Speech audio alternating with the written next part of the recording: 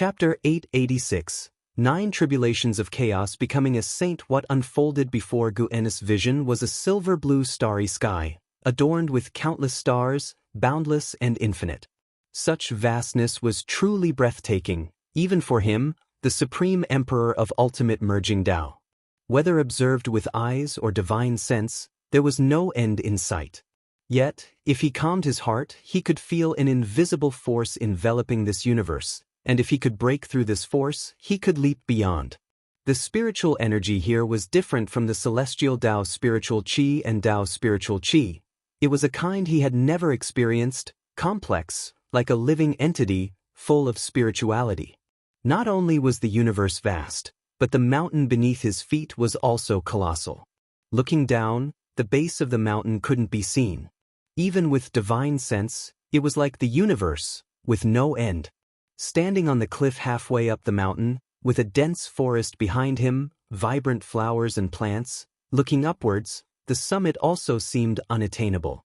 Looking around, the immortal spirit infinite mountain was vast, with beautiful mountain forests, spiritual energy surging, and many semi-transparent lotus flowers of various colors floating about.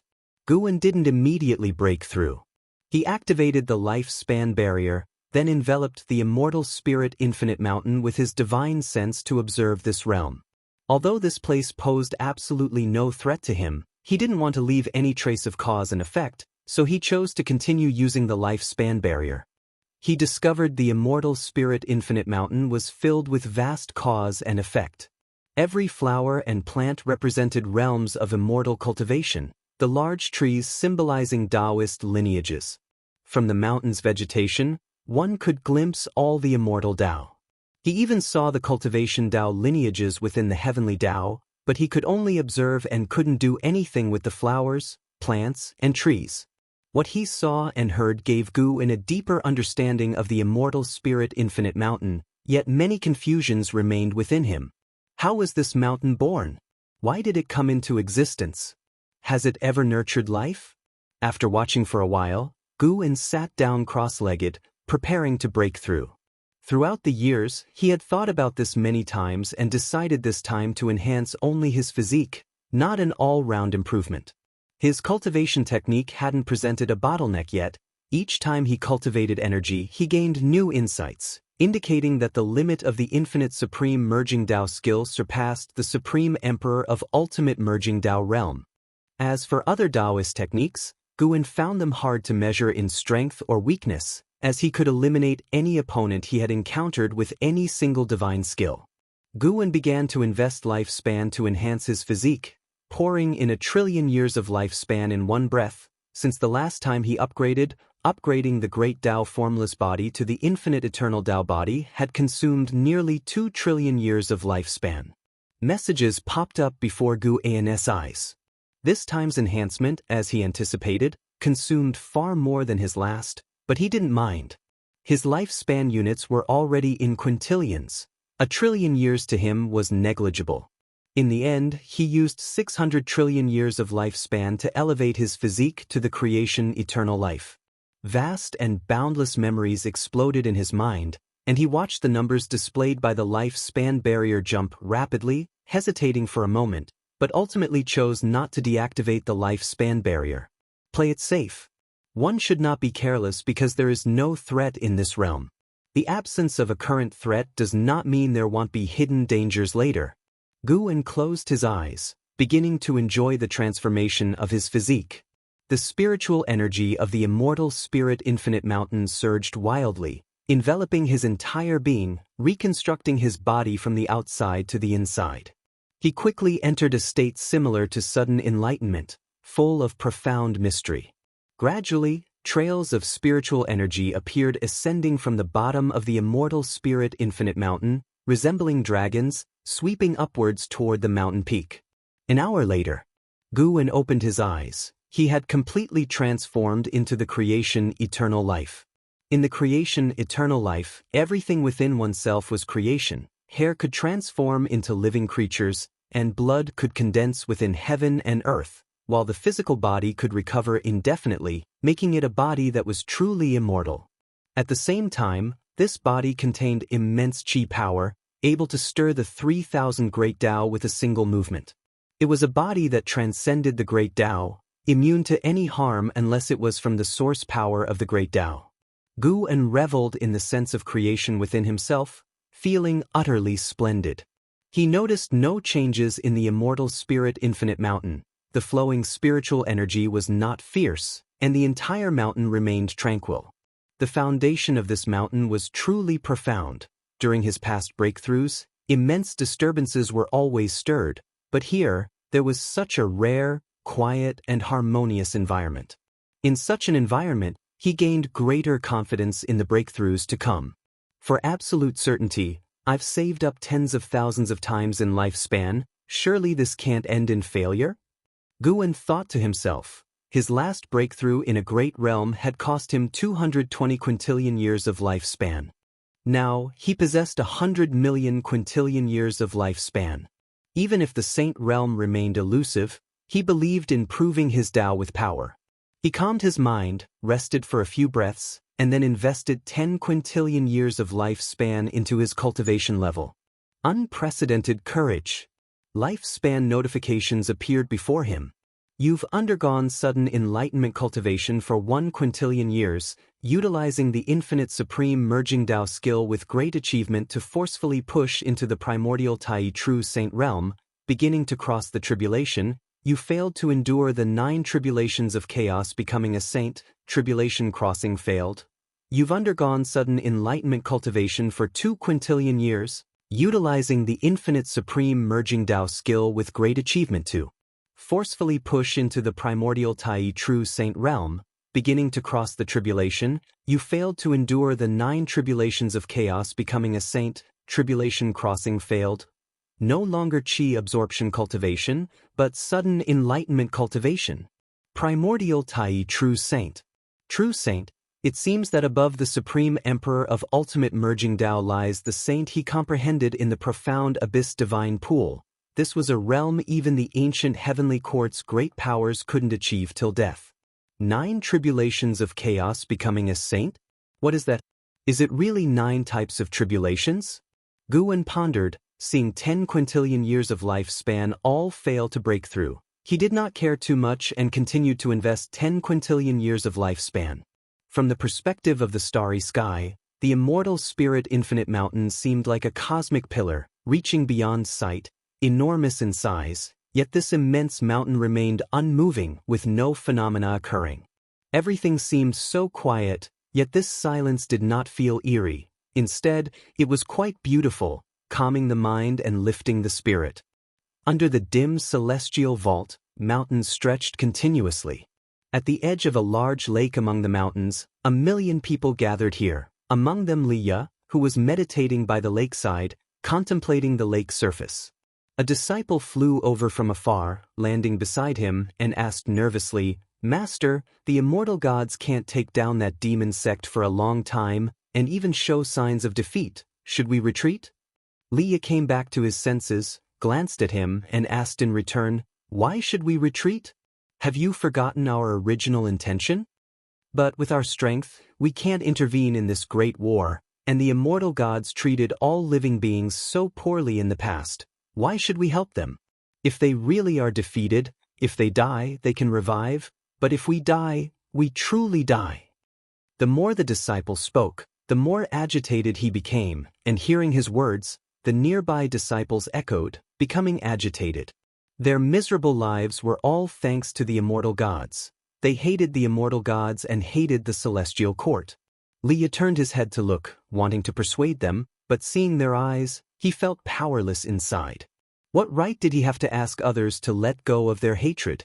Liya suddenly felt that even if the immortal gods expelled the chaos evil demon and the human world returned to peace, hatred would still remain, and sooner or later, all living beings would seek revenge against the celestial court. But how formidable the celestial court is indeed, and he couldn't help but feel powerless thinking of their gazes.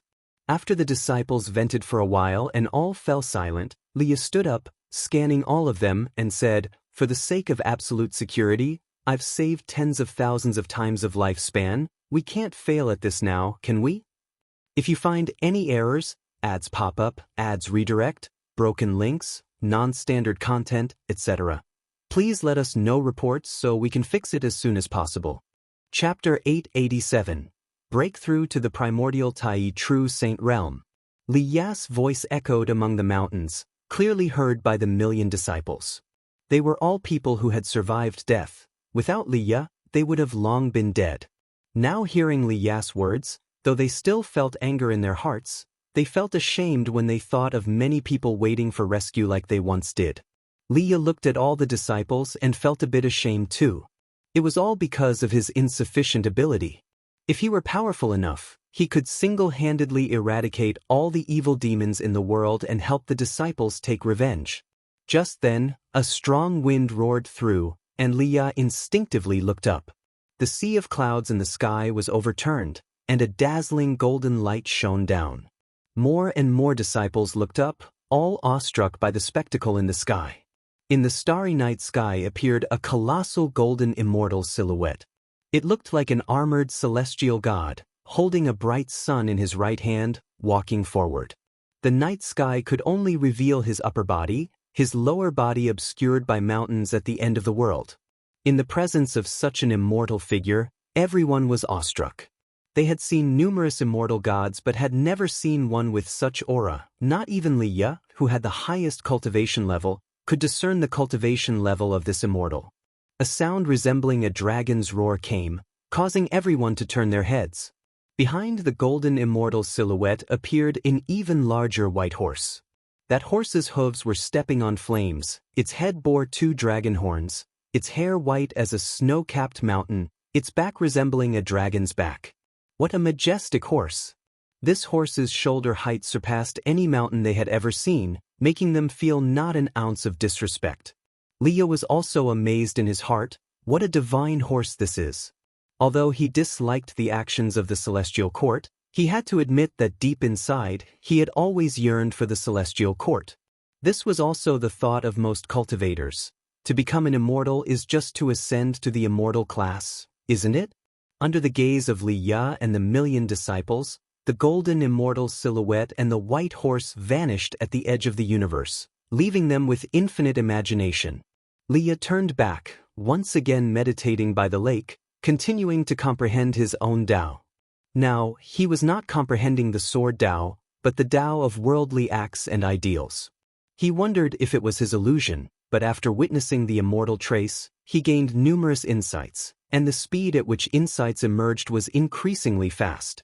He hadn't noticed that other disciples who were meditating and practicing also entered an enlightenment state. In the dim palace, Xianxia opened her eyes, mana dispersed from her body, quickly spreading, forming a gray mist above the hall. Subsequently, steels rose from the mist, engraved with different Tao patterns and words, obscure and hard to comprehend. Seeing this scene, Xiaoyu's face showed joy, then she frowned. It's finally accomplished. Why is today's cultivation so easy? Places that were hard to understand in the past now seem effortlessly solved. Xiaoyu had cultivated for countless years, never feeling this strange sensation before. She hadn't obtained any new opportunity, nor were there any omens recently, but today she suddenly perfected the divine skill she wanted to create. Her first thought was of Guan. Could it be that guy secretly helped her again? Indeed, it could only be him. Moreover, here in the celestial spirit great world, if there were any unknown forces plotting against her, he would take action. Xiaoyu couldn't help but smile, sighing, "How did you start relying on him too?" Although she found it unsatisfactory, since it was accomplished, she didn't resist, planning to go further with Guan's help and repay him later. She closed her eyes again, carefully sensing the divine skill she created. Meanwhile, within the scope of the heavenly Tao, all beings in cultivation received varying degrees of insight. Not only the heavenly Tao, but even in chaos and the underworld, it was the same. In the underworld, 9 netherworld death realm, Zhang Buku meditated beneath an ancient tree, surrounded by 9 nether chi, like black flames winding around. Suyu stood watching from a short distance, with a shocked expression. How is it possible? He mastered it so fast? Suyu had been with Zhang Buku for over hundreds of millions of years, and he already knew Zhang Buku's talent. When Emperor Bone Profound Venerable said Zhang Buku's comprehension was stronger than his, he didn't refute, but felt unconvinced in his heart. But today, Zhang Buku shocked him. The inheritance given by the 9 Nether Emperor, they were cultivating together, yet he hadn't even grasped the basics, while Zhang Buku unexpectedly mastered it today. Suyu felt an unprecedented sense of frustration. No wonder the Emperor looked down on him. This is an immortal Dao gift. If you cultivate now, even if not as well as him, the gap won't be too big. A voice came from beside him, causing Suyu to turn his head. He saw Emperor Bone Profound Venerable standing in the distance, quietly looking at them. Suyu furrowed his brow and asked, "Immortal Dao gift? What is that?" Emperor Bone Profound Venerable replied quietly, "Everything has destiny, and the cultivation path has existed for so long, naturally forming some kind of destiny, only we cannot perceive it. It's said that before the heavenly Dao's establishment, the immortal Dao already existed, thriving at that time. The destiny of the immortal Dao gifted all cultivators, causing their insights to erupt in a short time. It's said that the founder of the heavenly Dao was inspired during that immortal Dao gift." After hearing this, Suyu was astonished, not expecting the immortal Dao to have such opportunities. "This is a once-in-lifetime opportunity, even for me. I've only encountered it once in this lifetime, make sure to grasp it well." Emperor Bone Profound Venerable left those words and vanished from the spot. Suyu turned to look at Zhang Buku, then sat down to meditate, starting to comprehend the inheritance of the 9 Nether Emperor. Regardless, he didn't want to lose to Zhang Buku, even though they were brothers. In the immortal spirit infinite mountain, within the lifespan barrier, Guwen was in the midst of a sea of silver-blue light, surrounded by light stars like celestial bodies, his skin flowing with a holy luster, hair fluttering, his appearance unchanged, yet overall more handsome. No, it should be described as perfect. He seemed like the most perfect being created by the great Tao, his aura calm, yet unshakably majestic. He slowly opened his eyes, revealing the extreme demon and immortal pupil, left pupil deep red, right pupil silver blue, both pupils lotus-shaped. He had successfully broken through, becoming a true primordial Tai true saint. Even though it was just the early stage, he had already become a saint. What is a saint? A saint is the master of the great Tao. Previously, he was a seeker and follower of the great Tao. Now he can subdue the great Tao, making the source of the great Tao his own. His flesh, soul, and mana had all transformed, vastly different from the past, like heaven and earth apart. From the ultimate merging Tao Venerable Emperor Realm perfection to the primordial Tai True Saint Realm early stage, he had consumed nearly 50 quadrillion years of lifespan. And the lifespan barrier had also consumed 1 trillion years of lifespan, showing how vast this realm was.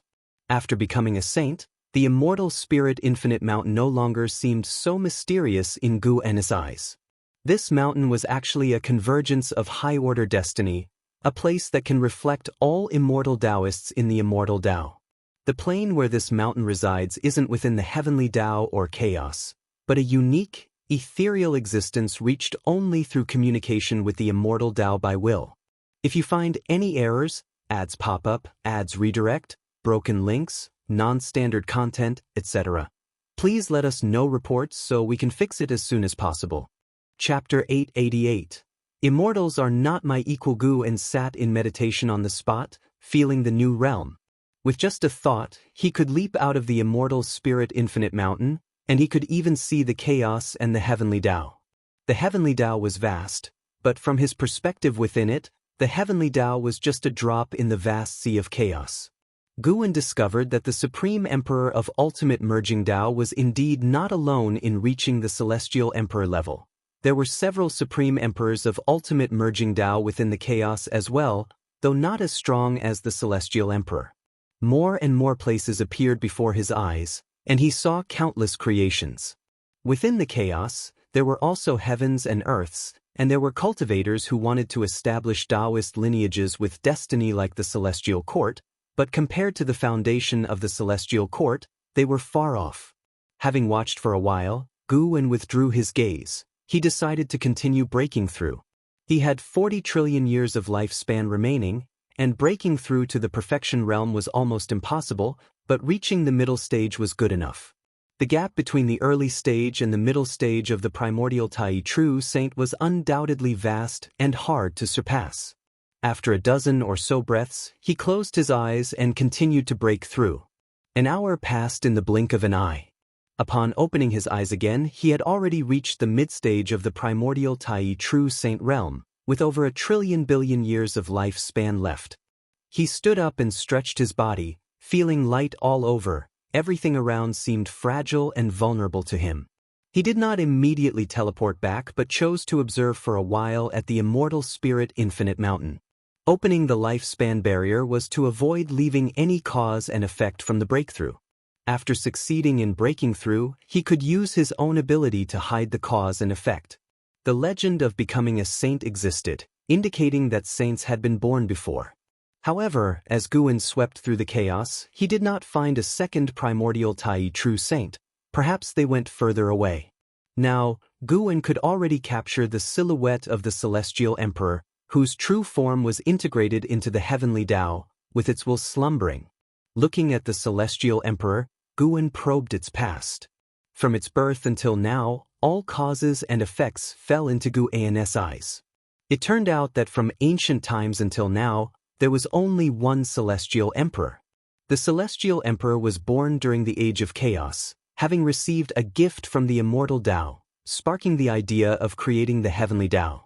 Before creating the Heavenly Tao, he was unparalleled and undefeated in chaos. After creating the Heavenly Tao, he became the Celestial Emperor, founded the ancient Heavenly Court, and established an immortal god's base. Alas, after these beings ascended to immortality, they grew complacent. To inspire the celestial Tao immortal gods to cultivate harder, he orchestrated chaos, sending an avatar to challenge himself, then feigned death. From then on, the position of Celestial Emperor could be shaken, becoming a seed in the hearts of the immortal gods. The legend of becoming a saint was also something he deliberately left behind, an ancient tale he found amidst the chaos. Upon examining the complete past of the Celestial Emperor, Guan was further convinced that he was an extremely cold and detached existence. Whether it was immortal gods or the Son of Heaven, they were creations of his with little difference in his mind. He merely maintained internal strife within the celestial court on purpose, hence creating the Son of Heaven.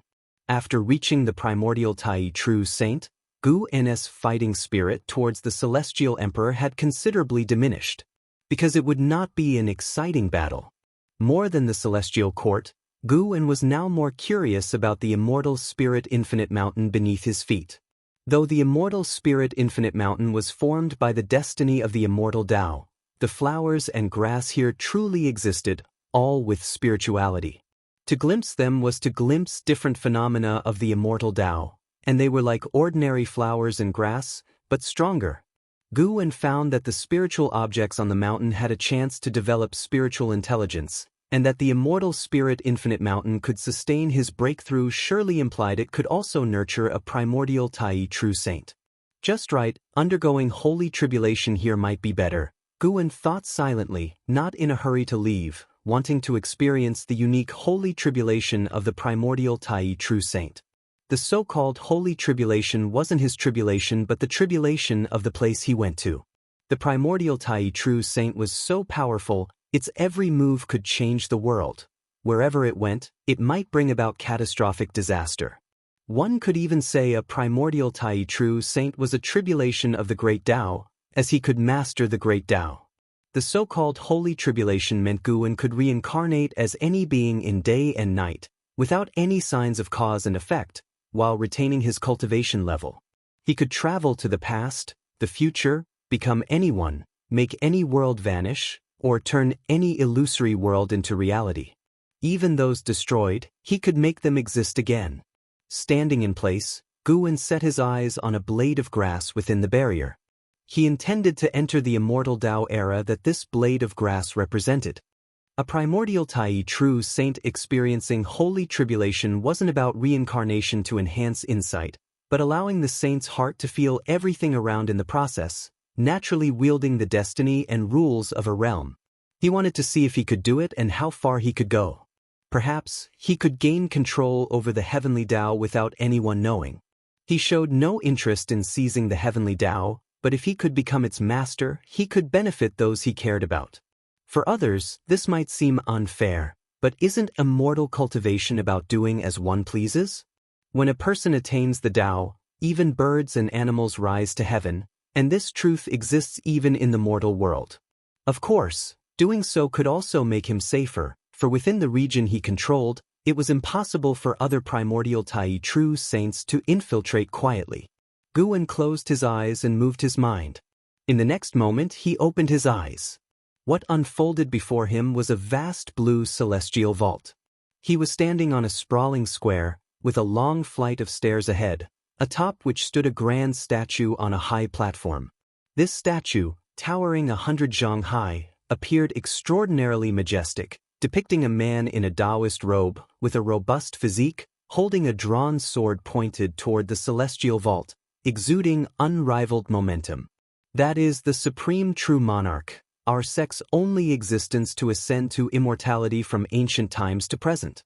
Even when demons rampaged and the human world was in distress, the disciples still harbored hope, all because of his existence.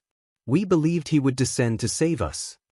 A female voice came from behind, and Guan saw a woman in white walk beside him. Only then did Guan look at himself, having transformed into a 12-year-old boy, with past memories filtering into his eyes. He was born in an era ravaged by demons, an orphan from birth. 6 months ago, the refugees who raised him sent him to the true martial Taoist sect before leaving, and he was about to start a new life. He wanted to cultivate and become immortal. The former Guan was an immortal seeker, but now he was a primordial Tai true saint far surpassing the immortal Tao. He neither possessed nor reincarnated. Instead, upon entering the holy tribulation, he had pre-created a life, awaiting his primordial will's descent. On the surface a youth, in truth indistinguishable from his true self. Guan looked at the grand statue, recognizing who it depicted. Precisely the head of the heavenly gods, marshal of heaven, of the celestial court. He was in the past, and at this moment, marshal of heaven was overlooking the human world from the celestial court, intensely furious about the human world's plight, yet powerless. The celestial rules did not permit the marshal of heaven to descend to the mortal world, and to preserve his immortal position, marshal of heaven lacked the courage to descend. Come, I'll take you to the disciples' abode. Tomorrow, someone will take you to pay respects to your master, and after that, you can cultivate to become immortal. The woman in white looked at Guan with a soft voice, her exquisite face appearing aloof as if unsown by worldly concerns. Guan glanced at the statue of Marshal of Heaven and calmly replied, "Why cultivate immortality? Immortals are beneath me." Search the novel Fire. Net website on Google to access chapters of novels early and in the highest quality.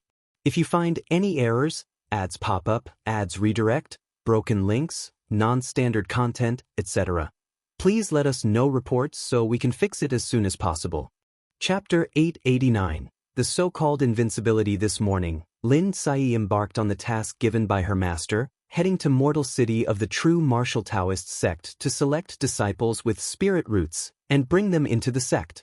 Although she won't personally mentor them, the disciples she chooses will join her sect to cultivate, thus becoming part of her own people. Therefore, she took the selection very seriously. She took a liking to a young man. Though his clothes were tattered, his eyes showed a certain spark, making her feel that this young man might have an extraordinary future.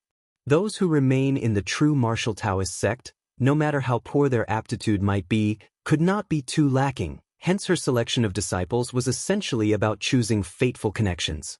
So, she took the young man into the true martial Taoist sect.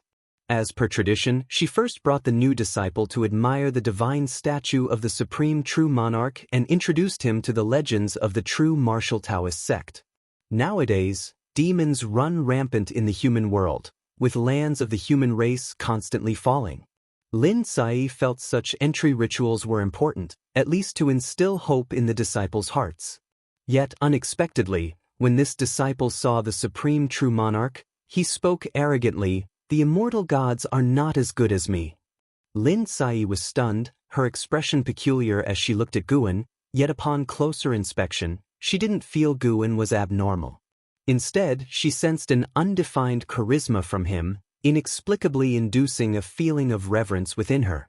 Unable to resist, she asked, "Kid, do you know what you're saying?"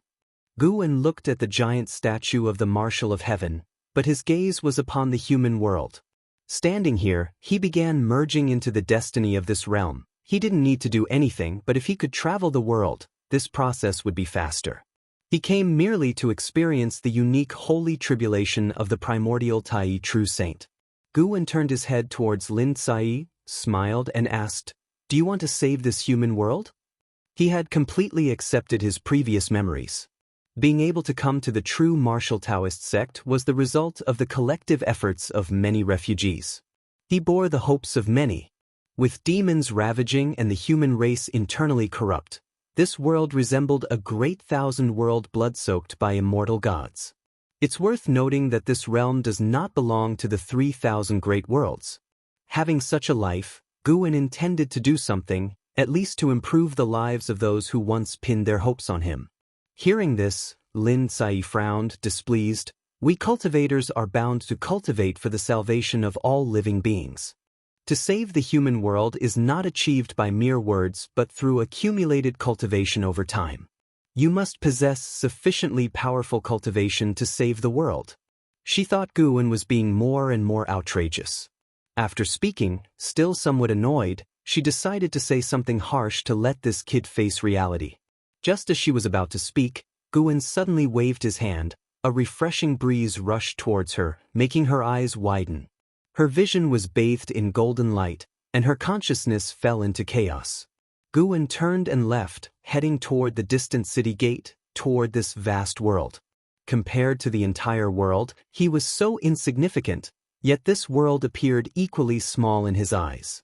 A lifetime in the human world, an instant in the immortal realm.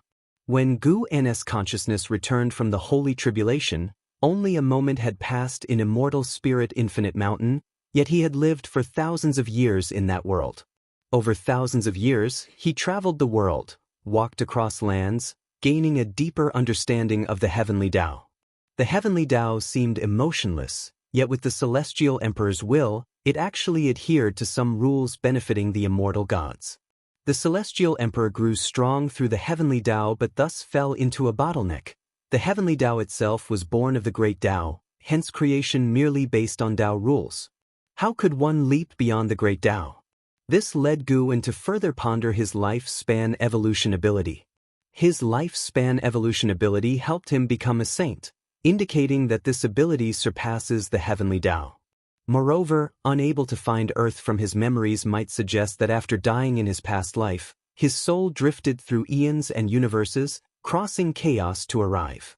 Guan dispelled the lifespan barrier and began descending the mountain path.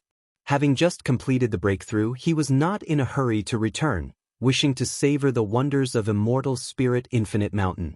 Having become a saint here, he felt a connection with Immortal Spirit Infinite Mountain, considering whether he should give back to it. If he could come to Immortal Spirit Infinite Mountain, surely others would come in the future. The flowers and plants here were surely immortal herbs within the heavenly Tao, bearing immortal Tao destiny. Even merely looking at them could enhance one's insight into the immortal Tao.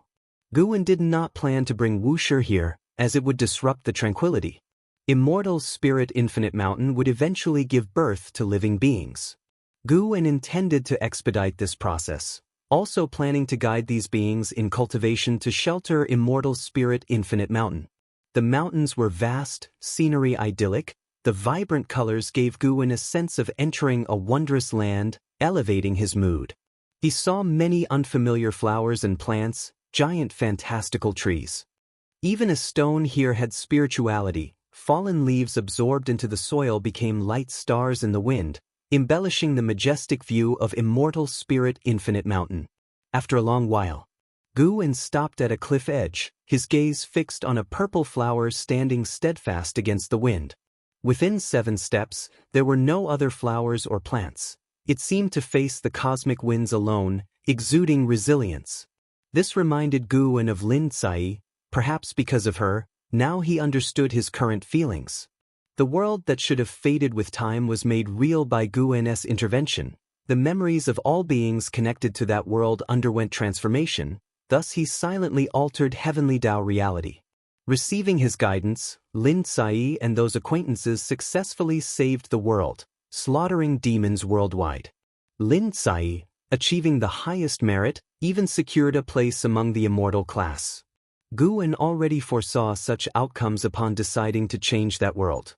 Gu'en strode forward and sat beside the purple flower, beginning to cultivate, guiding the flower to absorb the celestial energy. In Immortal's Spirit Infinite Mountain, there were no divisions of day and night. Gu'en remained there referring to heavenly Tao time for one day, then rose and departed. The purple flower showed no change, and Gu'en too seemed as if had never been there. Elsewhere, Gu'en returned to the Taoist field of the beginningless, observing the mountain and forest within, evoking a sense of time warp.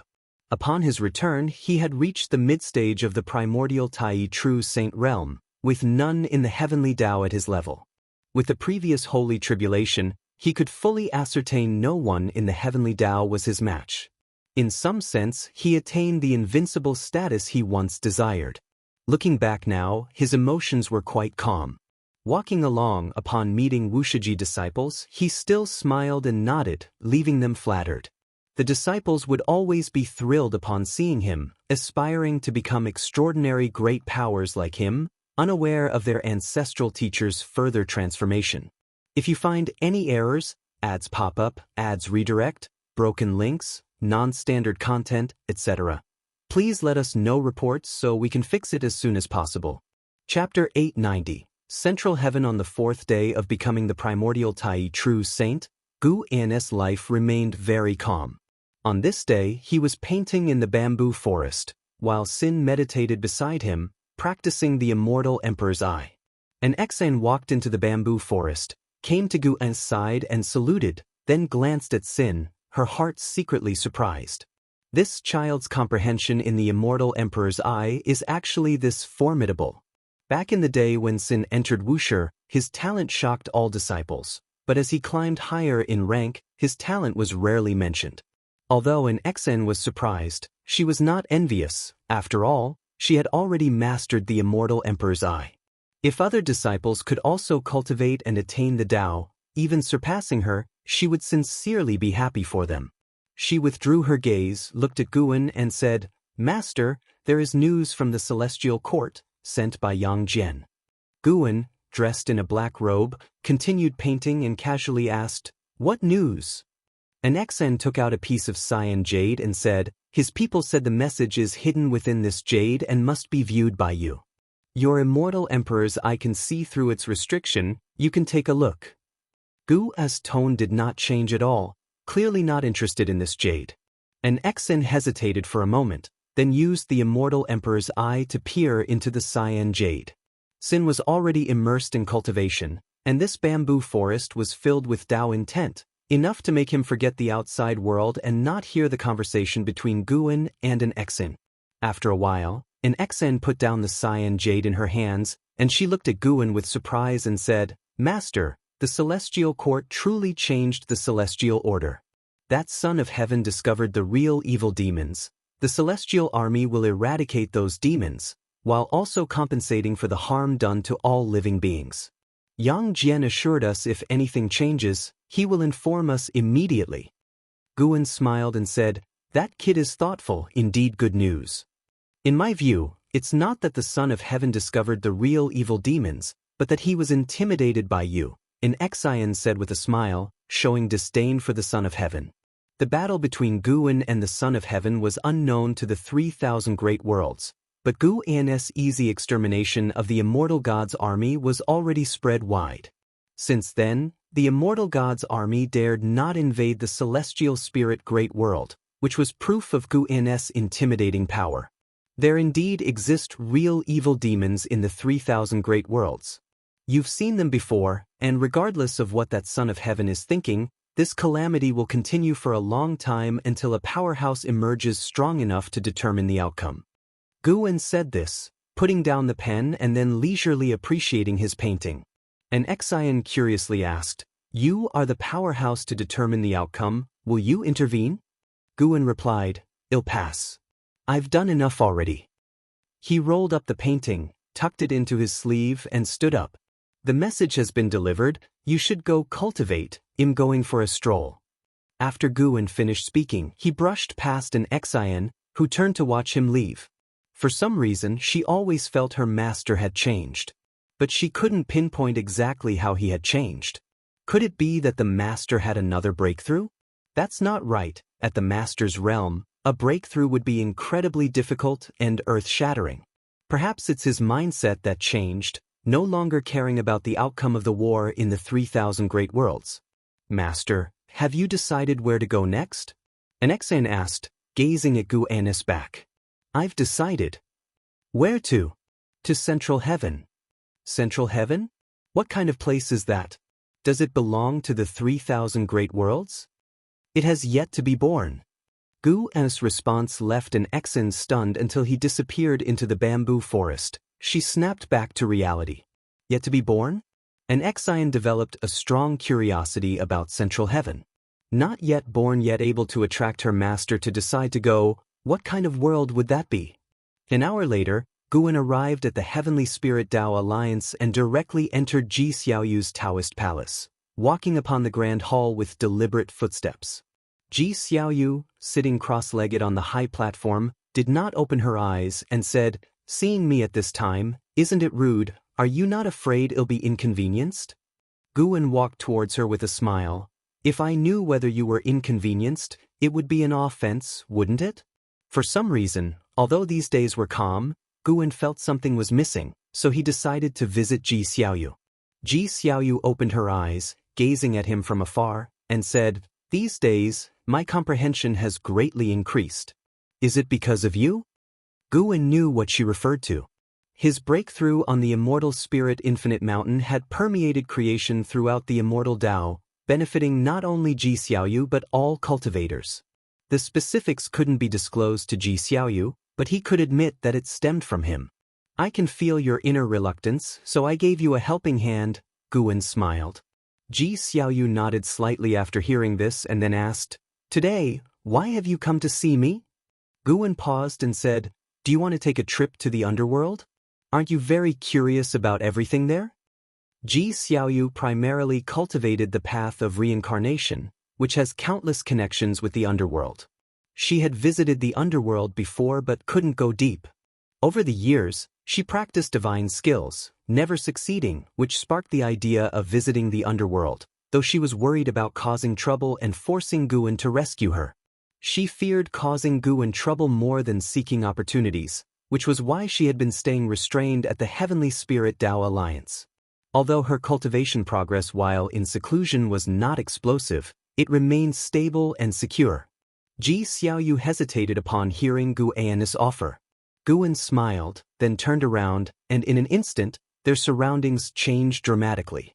They found themselves in a dim world, with Ji Xiaoyu sitting on a hilltop, maintaining a distance from Guan. The sudden change of scenery greatly alarmed Ji Xiaoyu, causing her to stand up immediately.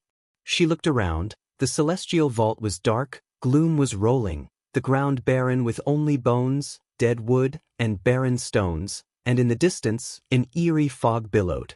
Seeing Guan walking ahead, Ji Xiaoyu flashed to his side. Frowning, she asked, is this the underworld? She could feel the dense 9 netherworld's aura, and her instincts told her this place was much more terrifying than any area of the underworld she had been to before. Yes, come with me, it'll broaden your horizons, Guan replied, his pace unfaltering. Ji Xiaoyu was extremely shocked. Had they really arrived in the underworld? She hadn't detected how Guan used his divine skills at all. It felt as though she naturally belonged in the underworld, while her Taoist palace was the illusion. How high could this guy's cultivation level possibly be? Ji Xiaoyu once again felt a surge of curiosity. In ordinary interactions with Guan, she didn't feel any great impact, but whenever Guan exercised his divine skills, the impact on her was colossal. Where are we going? Even visiting the underworld, there should be a goal, right? Ji Xiaoyu couldn't help but ask. Guan looked ahead and said, have you heard of the 9 Nether Emperor? If you find any errors, ads pop up, ads redirect, broken links, non-standard content, etc. Please let us know reports so we can fix it as soon as possible. Chapter 891, Hongmeng Golden Body 9 Nether Hongmeng Emperor? Ji Xiaoyu became more curious. She had never heard of this name, but judging by the majesty of the name, this existence was definitely not simple. Who is this divine being? Ji Xiaoyu asked as she looked at Gu and introduced the 9 Nether Hongmeng Emperor as they advanced. Upon hearing that this being was born during the primordial era of chaos, Ji Xiaoyu's expression changed. Such an ancient existence, what did Gu want to achieve by seeking him? Gu briefly recounted the major experiences of the 9 Nether Hongmeng Emperor without revealing too much. The 9 Nether Hongmeng Emperor was indeed a primordial, profound, venerable immortal. Such a powerful being, whose experiences were far beyond what Ji Xiaoyu's realm could imagine. Of course, this was also Gu's respect for the primordial, profound, venerable immortal. Putting aside his affiliation with the Celestial Emperor, the 9 Nether Hongmeng Emperor's strength was considered top-tier, worthy of the title of Emperor. Ji Xiaoyu listened intently, deepening her understanding of the 9 Netherworld Death Realm. Learning that this place was in the deepest part of the underworld, she was filled with anticipation for the journey ahead. Gu brought her here, not merely for broadening her horizons. Even if she was strong-willed, facing a rare opportunity to comprehend the path of reincarnation would make her excited. After explaining the origins of the 9 Nether Hongmeng Emperor, Gu began to introduce the various 9 Nether spirit objects encountered along the way.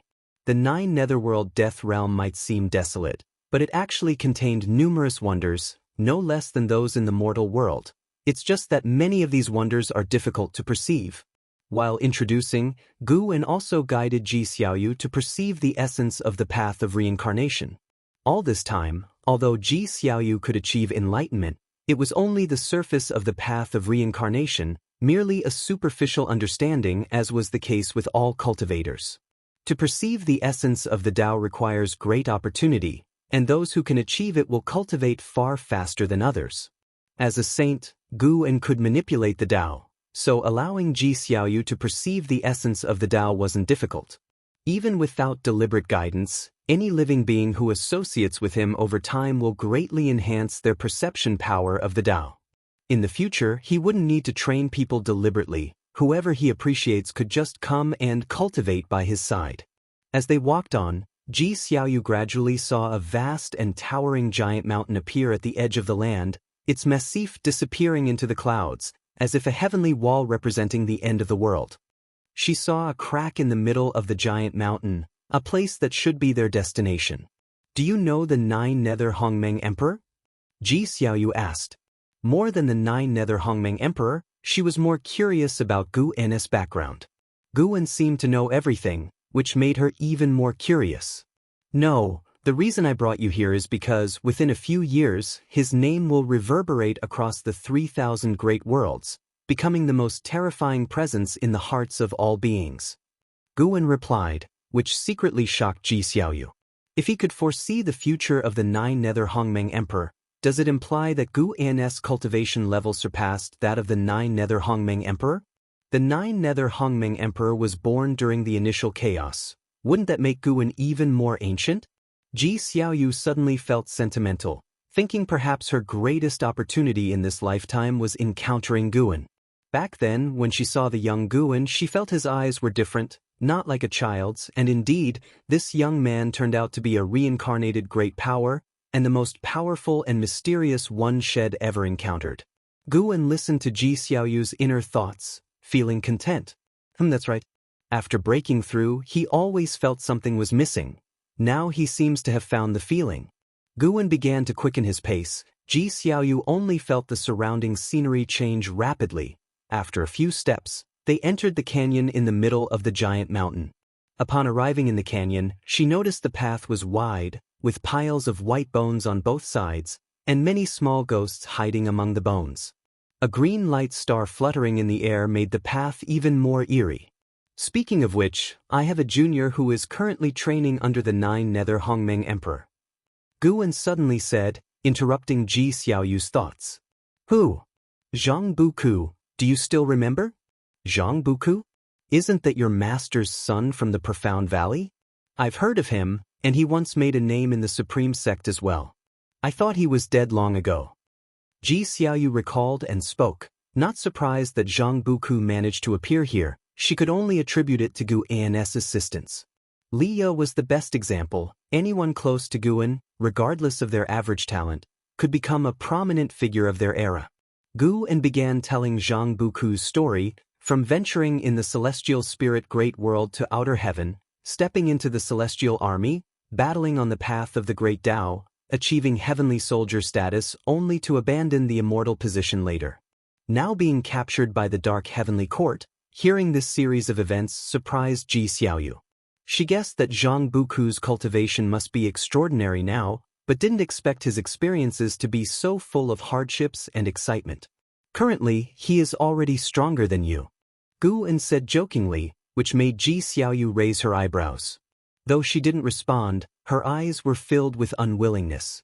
Passing through the long canyon, when they stepped out, the world suddenly brightened, with a gust of wind pouncing at them. In front was a vast barren land, lifeless and still desolate, with the celestial vault being less dark but a crimson cloud sea billowing like a fiery ocean. A massive blazing sun hung above the cloud sea, oppressive yet poignant. Firelight illuminated Ji Xiaoyu's face, her brows furrowing, gaze fixed on the horizon.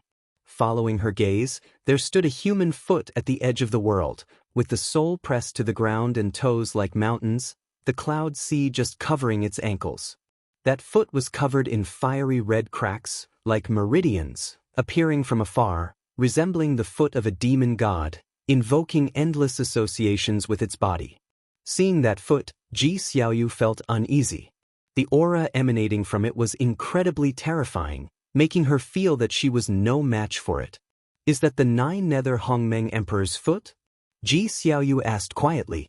Gu An replied with a smile. No, that's Zhang Buku's foot. What? Zhang Buku? Ji Xiaoyu's face changed dramatically, her tone astonished. Even compared with her current life, Zhang Buku wasn't much older. She thought her cultivation speed was already fast enough. Literally no one in the celestial spirit great world could match her, but unexpectedly, she'd been left so far behind by Zhang Buku. Just one glance, and she could confirm she was definitely no match for Zhang Buku. That's a gulf of power levels. Like the difference between immortal and mortal. Gu An continued, he's refining the Hongmeng Golden Body, a legacy of the Nine-Nether Hongmeng Emperor, only achievable here. Once it's completed, no one below Daluo Immortal would be his match, and even a Daluo Immortal couldn't completely eliminate him. Hongmeng Golden Body. Ji Xiaoyu murmured the name of this physique. She'd seen many formidable physiques before, but compared to the Hongmeng Golden Body, they paled. Such a physique is too astonishing. If you find any errors, ads pop up, ads redirect, broken links, non-standard content, etc., please let us know reports so we can fix it as soon as possible. Chapter 892. Unparalleled Strength. When Ji Xiaoyu was shocked by Zhang Buku's strength, above the sea of clouds, Zhang Buku stood there in his tattered robe, and the earth seemed insufficiently vast before him. The layered sea of clouds surrounded him like an aura. Suyu stood at the highest layer of the sea of clouds, his green robe fluttering with the wind, as if he stood amidst a sea of fire, his gaze fixed on Zhang Buku, eyes full of complexity. In recent days, while comprehending the Hongmeng Golden Body, he had gained many insights, but his comprehension completely paled in comparison to Zhang Buku's. Today, Zhang Buku even managed to train a Dharma aspect, leaving him no time to attend to his own cultivation as he began observing Zhang Buku's physique. Previously, when he learned from the Emperor Bone Profound Venerable about the power of the Hongmeng Golden Body, he was half skeptical, believing that a body cultivation technique could not cause such a transformation. But seeing it today, he believed. This was no longer just a cultivation technique, it was entirely a form of creation. He could feel the terrifying power inside Zhang Buku, unable to be suppressed, even solidifying his mana. He couldn't imagine what terrifying form Zhang Buku would take once he unleashed his full power. Am I really no match for him? Suyu was struck again. His insights over these days had barely restored his confidence. But just as he found his footing, Zhang Buku developed such a formidable body, leaving him shocked and confused. At this moment, a mass of black gas appeared beside him, swirling rapidly, and out stepped a skeleton, none other than the Emperor Bone Profound Venerable. The Emperor Bone Profound Venerable looked at Zhang Buku and asked, "Feeling unwilling?" Suyu took a deep breath and replied, "We've shared life and death for so many years, long like brothers, but now I have to admit, I am somewhat jealous of him, and at the same time, I am questioning myself. True talent has never been about physique or comprehension, as both can be enhanced through acquired opportunities, so they do not count as talent. Talent is predestined, like this lad, predestined to comprehend the essence of the great Tao. No matter how hard you try, you cannot catch up to him." The Emperor Bone Profound Venerable's tone was very indifferent, as if talking about something commonplace. Suyu fell into silence. The winds rose, and the sea of clouds around him churned even more violently, like a fire sea surging.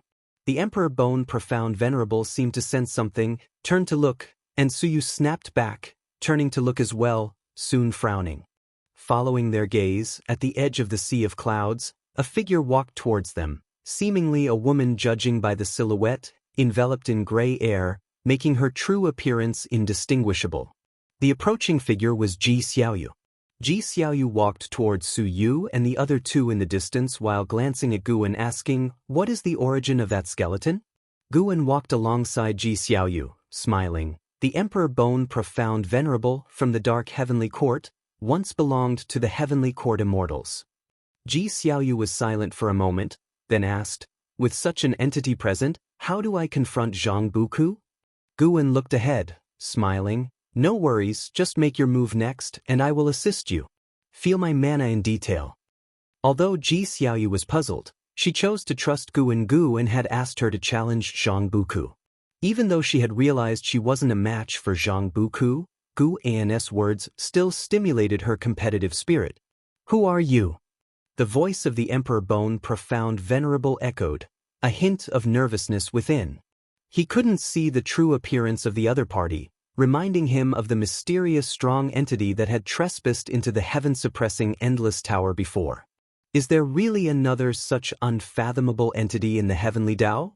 The Emperor Bone Profound Venerable felt bitter. Facing such a Heavenly Tao, how could the Dark Heavenly Court seek revenge?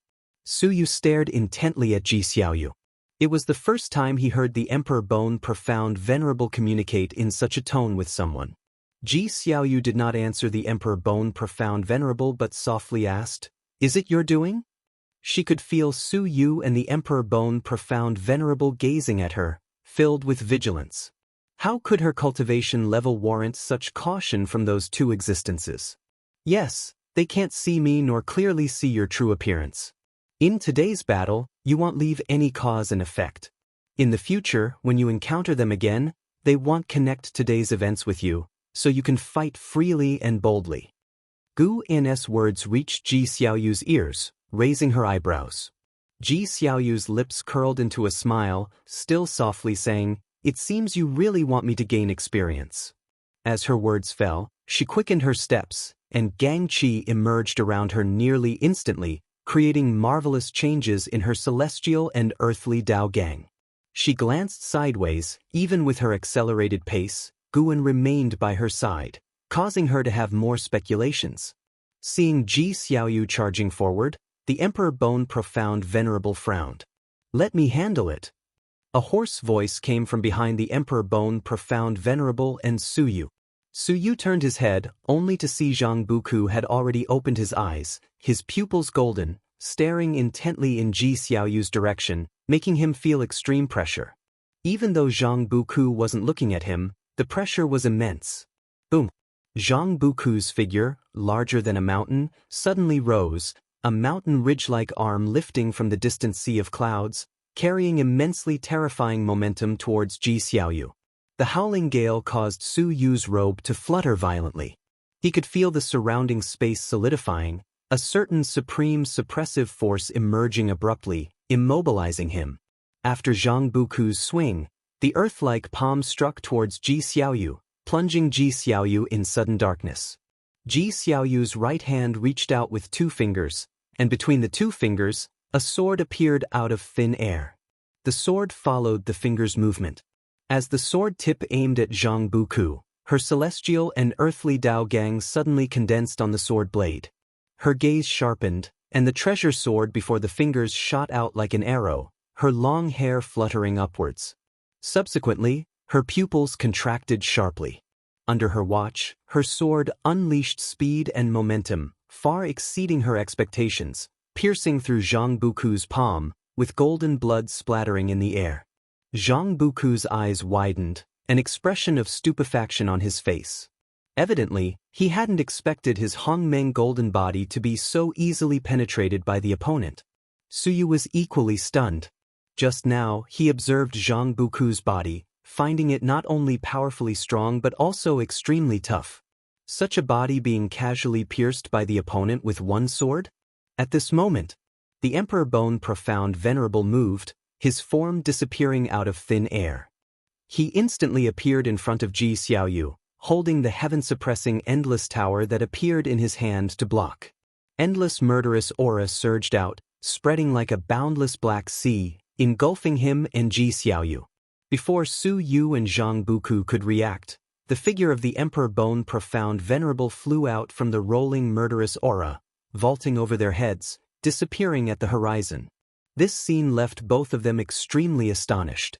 Within the rolling murderous aura, Ji Xiaoyu continued advancing, her right hand pointing down with 2 fingers, and the treasure sword still suspended before her fingers. There was also a look of shock on her face, waves of astonishment surging within her heart.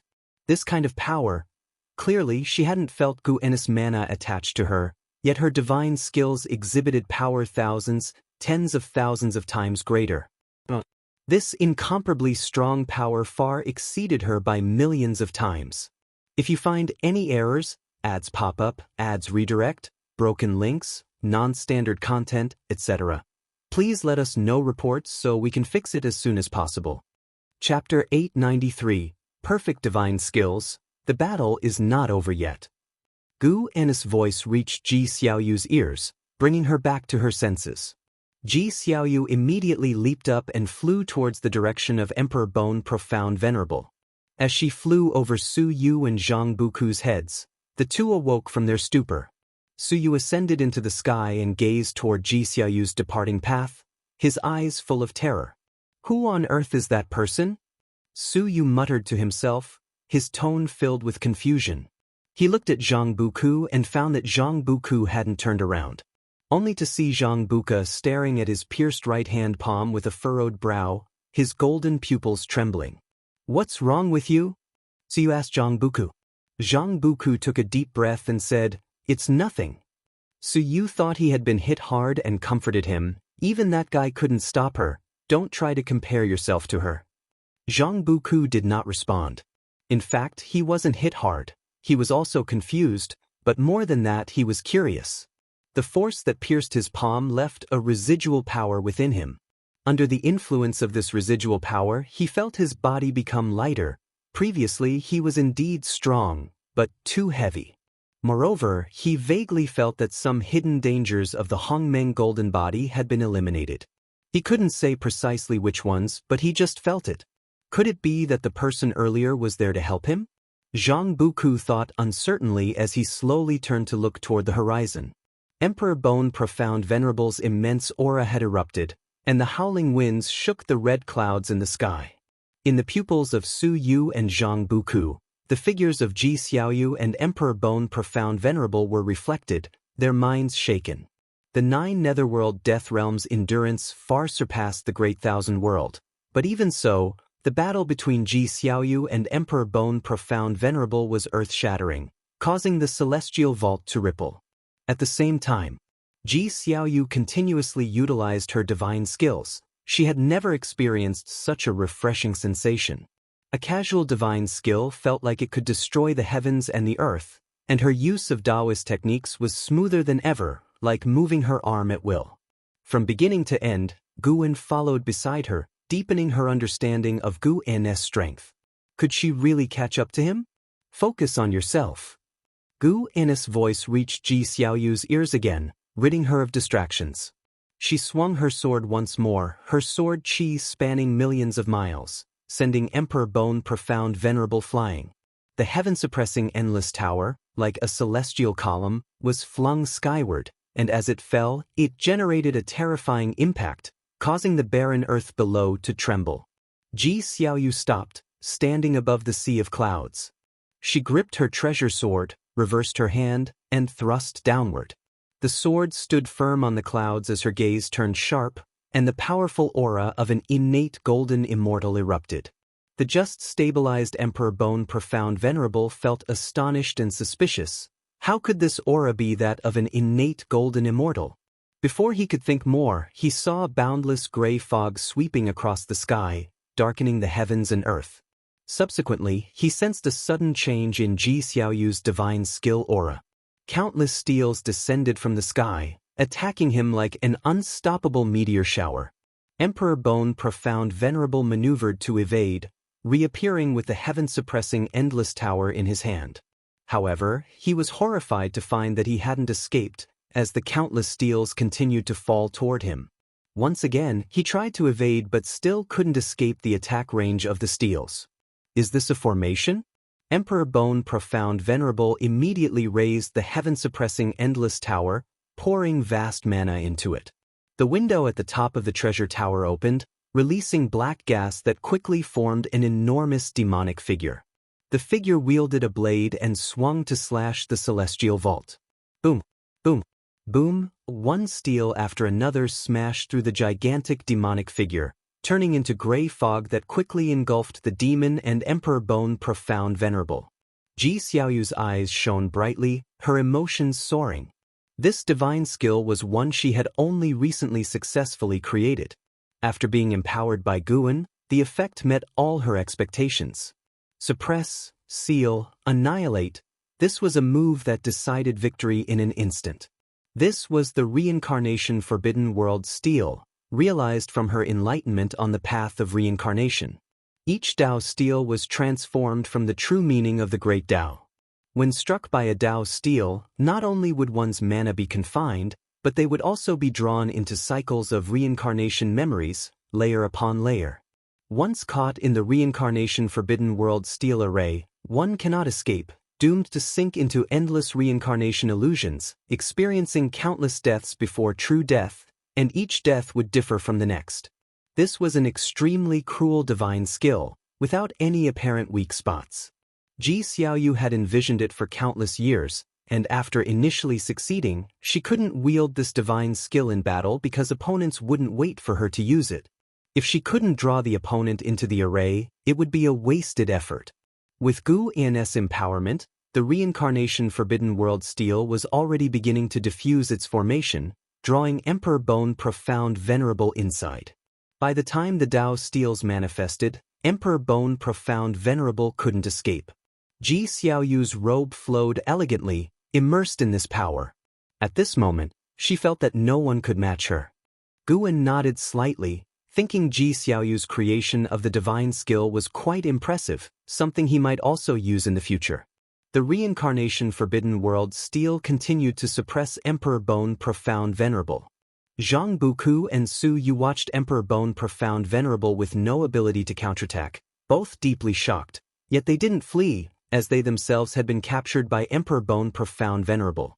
An hour later, the world was silent, swirling dust covered the earth. Zhang Buku and Su Yu, who had returned to their normal sizes, passed through the wind and sand, arriving at the ruins. They gazed at a pile of broken bones, remaining silent. Before today, they couldn't imagine how to defeat Emperor Bone Profound Venerable to escape, but seeing his pitiful defeat, their hearts also felt heavy. Truly, there are always those beyond others, skies beyond the skies.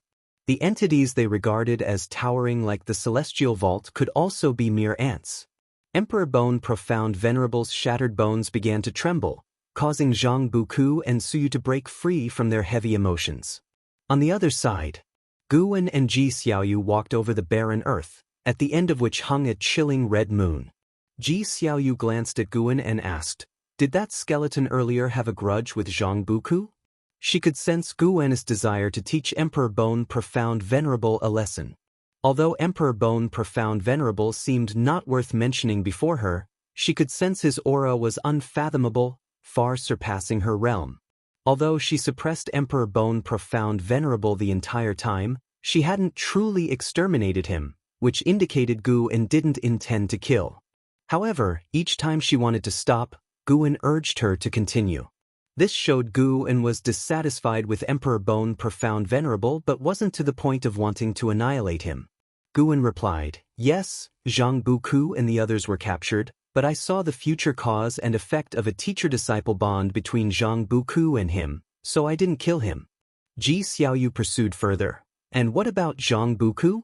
Aren't you afraid of hitting him too hard?" Gu En smiled without speaking, leading Ji Xiaoyu to feel the situation might not be as she thought. If you find any errors, ads pop up, ads redirect, broken links, non-standard content, etc., please let us know reports so we can fix it as soon as possible. Chapter 894. Immortal Position. After concluding the battle with Emperor Bone Profound Venerable, Ji Xiaoyu followed Gu En and continued a long journey. They seemed to have reached the limits of the world, where the celestial vault ahead turned pitch black, devoid of clouds and stars.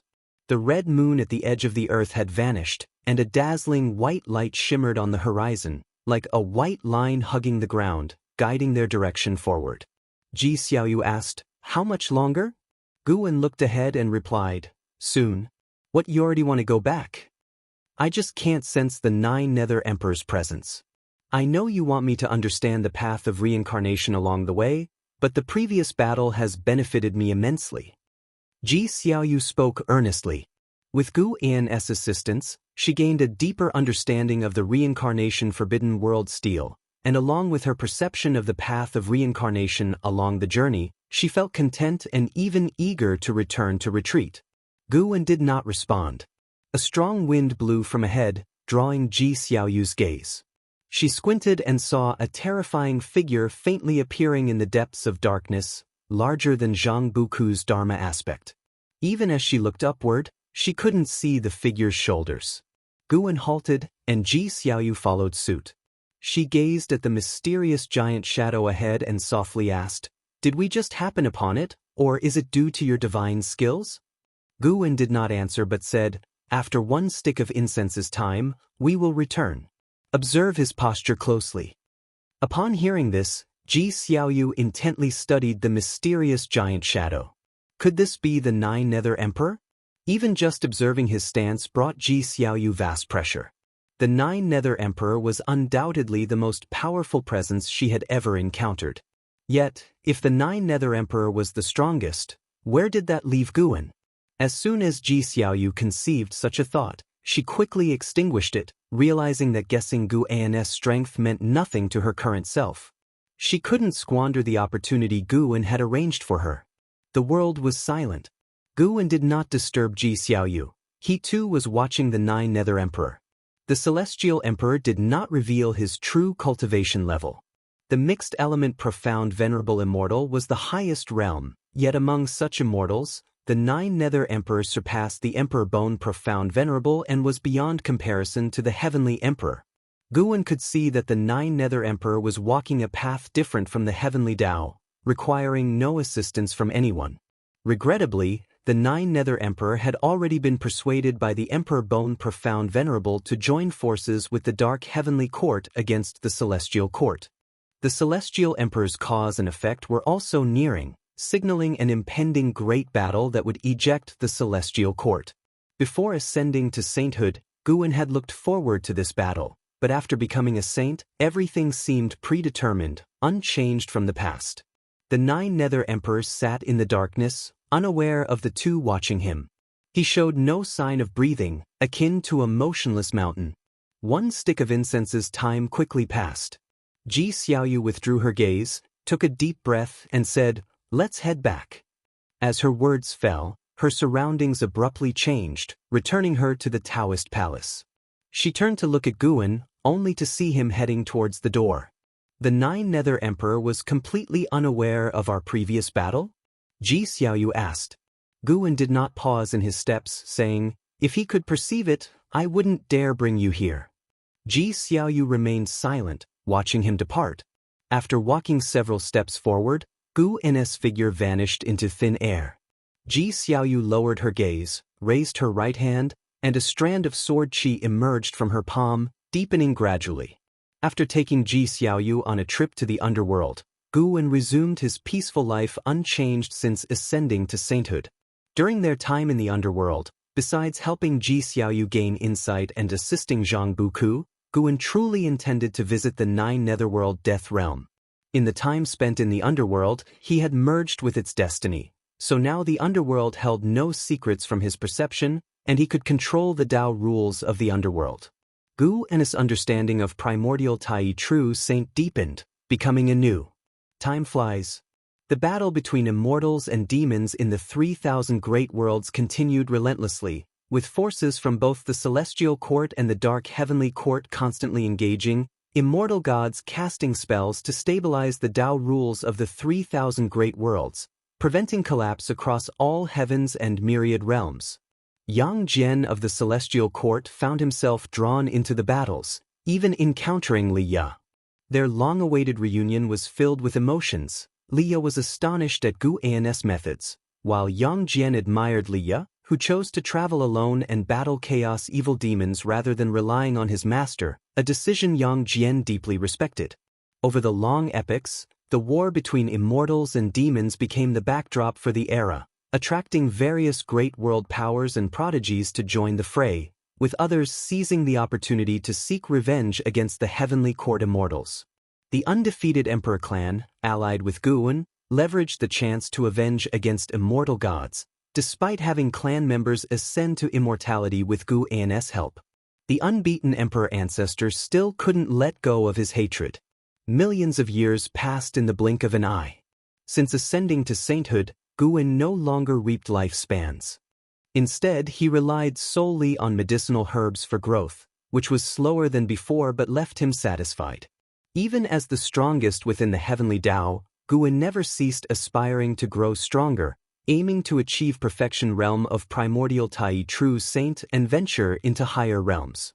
Not seeing an end to the Tao rules, he understood there was still space for improvement. That year, another Wuxia disciple ascended to immortality, stirring the world. This disciple achieved immortality beyond the dojo, attracting attention from great power cultivators of all teachings. Thus, all 10 immortal positions given by Xianyuan Human Venerable to Gu En were filled. This final immortal was the 8th generation disciple, Xianxia, a paragon of integrity, revered worldwide, recognized as a righteous great cultivator. His ascension assured cultivators worldwide that ample accumulation of virtue leads to immortality. Gu En stood on the cliff, wind at his face, watching as Xianxia was enveloped by the celestial Tao light, transported to the Celestial Court by its destiny, where he would transform into a heavenly court immortal. Finally, it's over. At last, I can leave. Gu En whispered to himself, smiling as he began to look forward to life in a new world. And Zizai suddenly landed beside him, respectfully saluting. After the salute, Zizai hesitated to speak. Gu En gazed into the distance, saying, "Have you ever considered whether his dissatisfaction stems from missing the immortal position or from something else?" He referred to Zizai's most esteemed disciple, the 15th generation disciple Wuxia. Having achieved innate golden immortal, Wuxia had become Wuxiji's most powerful disciple on the surface, representing Wuxiji outwardly. For millions of years, disciples continued to ascend to immortality, yet Wuxia remained unchosen. Zizai could sense his inner frustration. Upon hearing this, Zizai immediately asked, "Ancestor, what aspect of him do you disapprove of?" Through countless years, despite Wuxia surpassing many second-generation disciples, Gu En had never summoned him alone, leading many disciples to believe Gu En was dissatisfied with Wuxia. If you find any errors, ads pop up, ads redirect, broken links, non-standard content, etc., please let us know reports so we can fix it as soon as possible. Chapter 895. True Colors Revealed. I have no discontent with him, but I also have no interest in him. The reason for not letting him ascend to immortality is that he cannot ascend. There is a cause and effect on him that you cannot see through, and the celestial Tao immortal position will expose his true nature. Guwen looked into the distance and softly answered. Wuxia is the incarnation of the Taoist emperor's destiny, essentially a calculation against the primordial Tao emperor. Even before becoming a saint, Guwen never took the Taoist emperor seriously, so he wouldn't interfere with Wuxia's growth. But if Wuxia went to the celestial court, it would also be a disaster for him. Of course, Wuxia himself is not interested in becoming an immortal. What he cares about is Wuxi's attitude towards him. What others have, he also wants. He can refuse, but he cannot not have it. And Zizai, upon hearing this, his face changed dramatically. Expose his true nature? Could it be that the Wuxia catastrophe that ancestor spoke of years ago is indeed Wuxia? And Zizai fell silent, digesting ancestor's words. Guwen did not disturb him and continued to gaze over the world. Soon, he would leave the celestial spirit great world, and now what he saw before him were the little pieces of the past.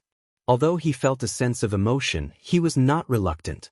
Even if he left, he could return whenever he wished. It's just that once he left, he would live in another world.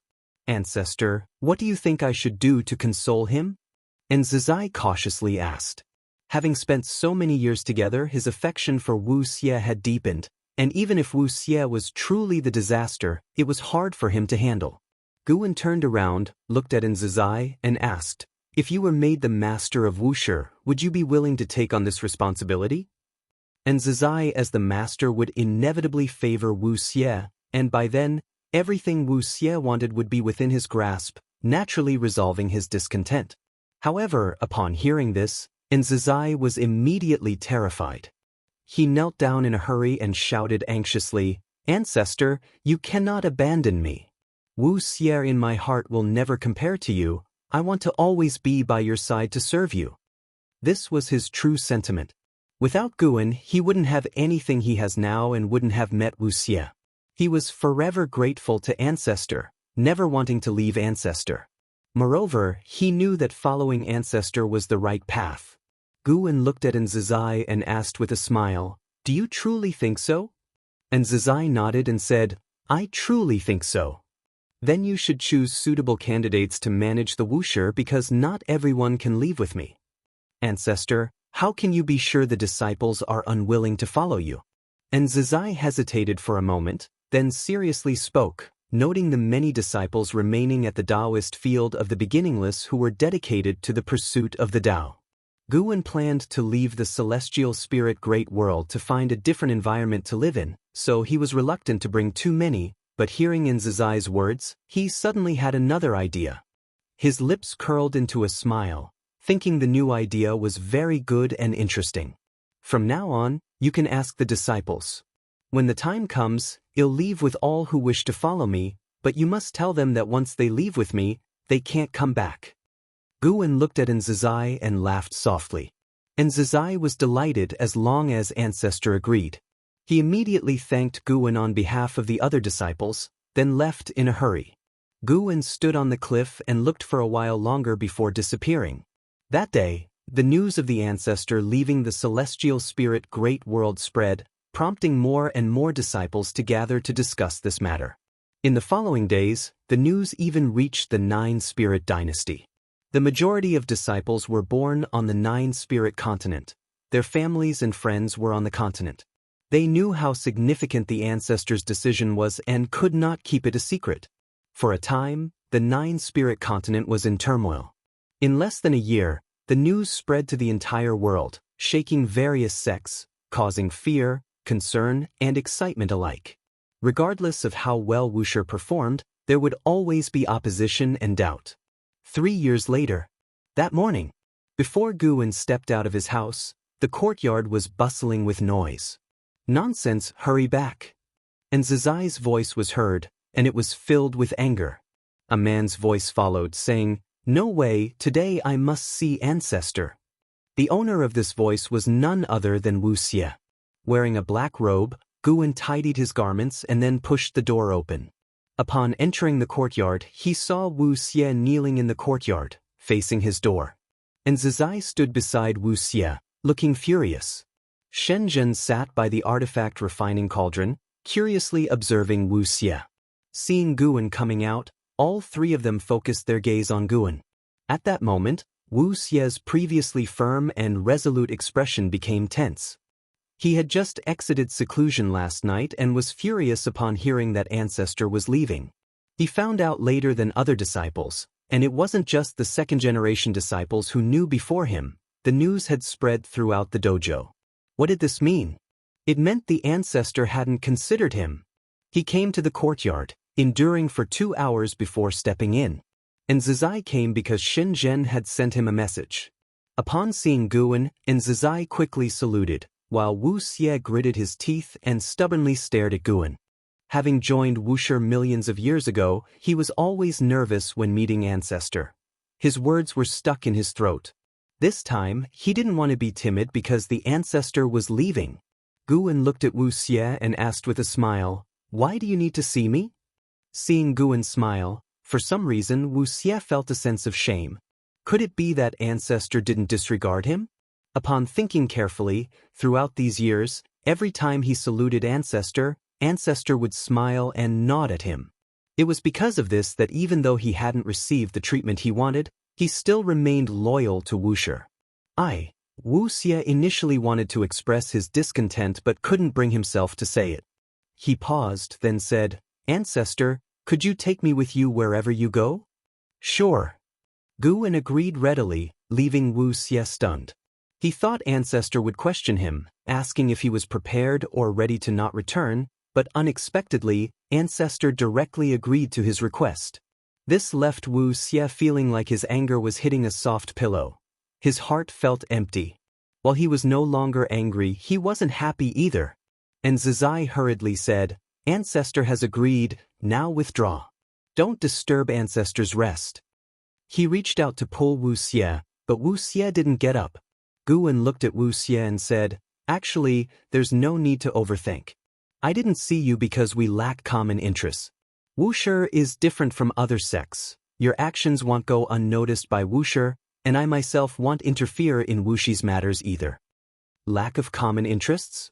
This reason left Wuxia very surprised, and even Zizai was taken aback. Could the reason be so simple? If you find any errors, ads pop up, ads redirect, broken links, non-standard content, etc., please let us know reports so we can fix it as soon as possible. Chapter 896, New World, New Era. Ultimately, Wuxia was taken away by Zizai. When he left, he seemed dazed, never imagining that the answer that had puzzled him for tens of millions of years could be so simple. Shenzhen looked at Guan, who was stretching his body, and smiled. "They must be very surprised, but I believe what you said is true." She knew Guan too well. Guan was not interested in the talent or achievements of his disciples. Otherwise, Xianxia and Su Han wouldn't be so close to him. Xianxia loves writing books, whereas Su Han loves playing with everything. For those who practice Tao, their thoughts shouldn't be too cluttered. "This kid is good at everything except his thoughts are too mixed up," Guan casually commented. Wuxia wanted to follow him, and he did not resist. Even if the founder of Taoist Emperor stood before him, it would not be a concern. He somewhat even looked forward to the Taoist Emperor challenging him. Exhausting all efforts but unable to shake him in the slightest, the result must be a significant blow to that existence, right? Guan suddenly realized he was a bit like the Celestial Emperor. He shook his head and laughed, then walked toward the outside of the courtyard. Shenzhen looked at his back and asked, "When are we leaving?" "Next year." Upon hearing Guan's answer, Shenzhen's eyes also revealed a look of anticipation. Although she rarely went out, she also longed for a completely new environment. The coming year would be the most torturous year for the Wuxia disciples.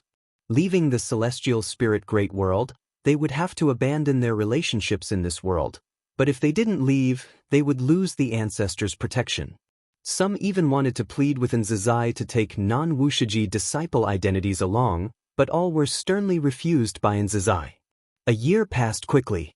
At the end of summer that year, Zizai gathered all the disciples willing to leave with Guan at the foot of the main mountain, and everywhere between the mountains, human figures could be seen. The second-generation disciples also gathered in Gu An's courtyard, discussing among themselves. It's a shame Chen Chuan isn't here anymore. And Sheng Tian sighed, his tone a bit regretful. Only with Chen Chuan there would the second-generation disciples be complete. Even LV Xian rushed from the outer heaven, quietly discussing Taoist techniques with Zui in the corner. Jiang Shi nodded and started to chat with Sheng Tian about past times. Other disciples were curious about the next world they were going to and how far the journey would be. The ghost mother of Ephemera stood at the gate, looking at the figures of the disciples with a smile on her face, feeling it was so beautiful to maintain this moment. The days of upheaval and unpredictable life and death seemed like events in a previous life, so distant and blurry. Bang! The door of the attic swung open, and all the disciples turned their heads to look. Guwen, dressed in blue, walked out from inside, wearing resplendent clothes, with an extraordinary aura. As he stepped into the courtyard, everyone felt the whole world became brighter.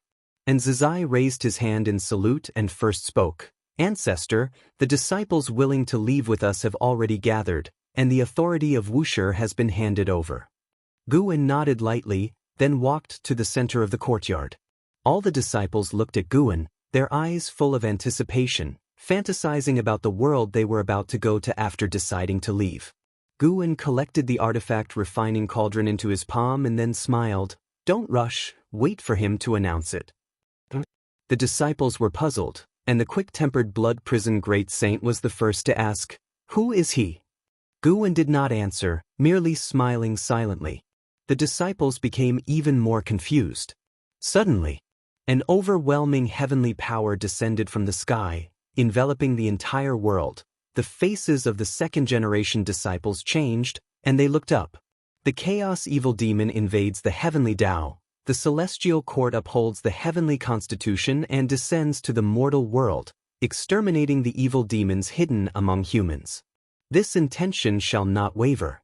However, during this process, the actions of the immortal gods have been unfair, causing the innocent creatures wrongful deaths.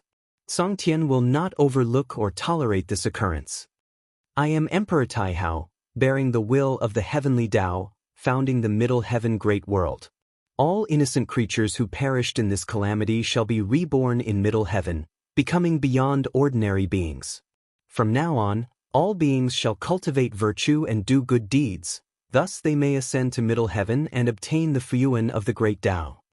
A majestic and sonorous voice echoed through the entire world, not just the celestial spirit Great World, but all 3,000 great worlds and countless mortal realms below heard the voice of Emperor Taihao. The second-generation disciples were all stunned and instinctively looked at Guwen. An Xian, who had long learned of the name Middle Heaven from Guwen, was equally surprised that Middle Heaven was founded by the Son of Heaven. Could it be that the Master had long reached some agreement with the Celestial Court? Other disciples thought so too, otherwise, how could it be such a coincidence? Guwen smiled and said, "You're all overthinking. I chose Middle Heaven because Middle Heaven will be a heavenly Tao world like never before, and will become the center of heavenly Tao. That world is more vast than you can imagine. Once in Middle Heaven, the Wuxia disciples must not act recklessly. I will have you conceal your cultivation levels and from then on, join me in living as immortal mortals, hidden in the wilderness. Heavenly Tao Center." The disciples automatically ignored Gu N's latter words. They already understood the heavenly Tao, and those disciples who had ventured out revered the heavenly Tao even more. Being called the heavenly Tao Center, Middle Heaven is definitely extraordinary. And Zizai was about to ask when to set out when suddenly, Guwen took a step forward, and the surrounding environment drastically changed, instantly transporting them into a forest. The disciples instinctively looked around, feeling a different spiritual chi from the celestial spirit Great World. Gu En immediately initiated the Lifespan Dojo, directly marking the earth, and began constructing a new Taoist field of the beginningless. This location was pre-selected by him before coming. As the Lifespan Dojo opened, a vast influx of Earth's spiritual chi surged out. All the disciples could feel the changes between the heavens and Earth. They didn't think much, considering it a first arrival adjustment to a new world. "Zizai, go settle the disciples." Guwen commanded, and Zizai, still in shock, came to his senses and immediately saluted and left. The other second-generation disciples looked around, their divine senses stretching out, the excitement on their faces growing stronger. They actually arrived at another world. Furthermore, this world was far larger than the celestial spirit great world, and the spiritual energy was much richer, almost like the immortal realm. Guwen turned to the disciples and smiled. "Middle heaven is newly founded, beings have yet to be born, you all shall temporarily remain within the dojo. Once the world prospers, you may occasionally go out to explore, but do not reveal your true cultivation levels." Beings have yet to be born? This made the disciples feel indescribable. Guwen walked toward the depths of the woods, and Exen followed curiously. "Master, does this world possess great creation?" With her understanding of the Master, how could he come to such a dull world without anyone to accompany him? Reflecting on what the Master said about Middle Heaven Great World becoming the center of the heavenly Tao, she felt the Master had already seen the future of Middle Heaven Great World. Indeed it will. In the future, the strong from the 3,000 great worlds and great Tao domain will congregate here to cultivate and contend for destiny. Guwen replied as he walked. And Exen pursued further, "Can the Son of Heaven possess such abilities?" Guwen smiled and said, "In name, he created it. In fact, it was the heavenly Tao that created it, and it has been prepared for countless years, always hidden deep within celestial Tao destiny. If you find any errors, ads pop up, ads redirect, broken links, non-standard content, etc., please let us know reports so we can fix it as soon as possible." Chapter 897. The first creature Wuxia flew out of the forest and hovered in the air. He looked around, mountains rising and falling, vast and endless, surrounded by majestic spiritual energy, refreshing him. Although he had resolved to follow the ancestor, he still had doubts in his heart. He didn't know where to go, or if the destination could compare to the celestial spirit great world. Now, could such a world be the central heaven that the Son of Heaven mentioned just now? Wuxia thought excitedly. He didn't think it was a coincidence. Emperor Taihao had just announced the creation of the Middle Heaven Great World, and they arrived in a completely new great world. The ancestor could even arrange for disciples to ascend to immortality, which indicated that the ancestor had an agreement with the celestial court long ago. He flew forward, admiring the scenery along the way. More and more disciples flew into the air, marveling at the scenery of this new world. Some gathered together, others acted alone. Wuxia flew for thousands of miles before stopping. He saw a majestic mountain range ahead, and his intuition told him that crossing that mountain range would take him out of the range of the dojo. This feeling was very mysterious. Many disciples who reached the edge of the dojo had the same feeling, which made them dare not cross the mountain range at the edge of the dojo. That evening, Zizai began to instruct the disciples to build their own cave mansions and set many rules. The worries in the disciples' hearts had completely dissipated because Central Heaven was indeed more fortunate than the celestial spirit great world.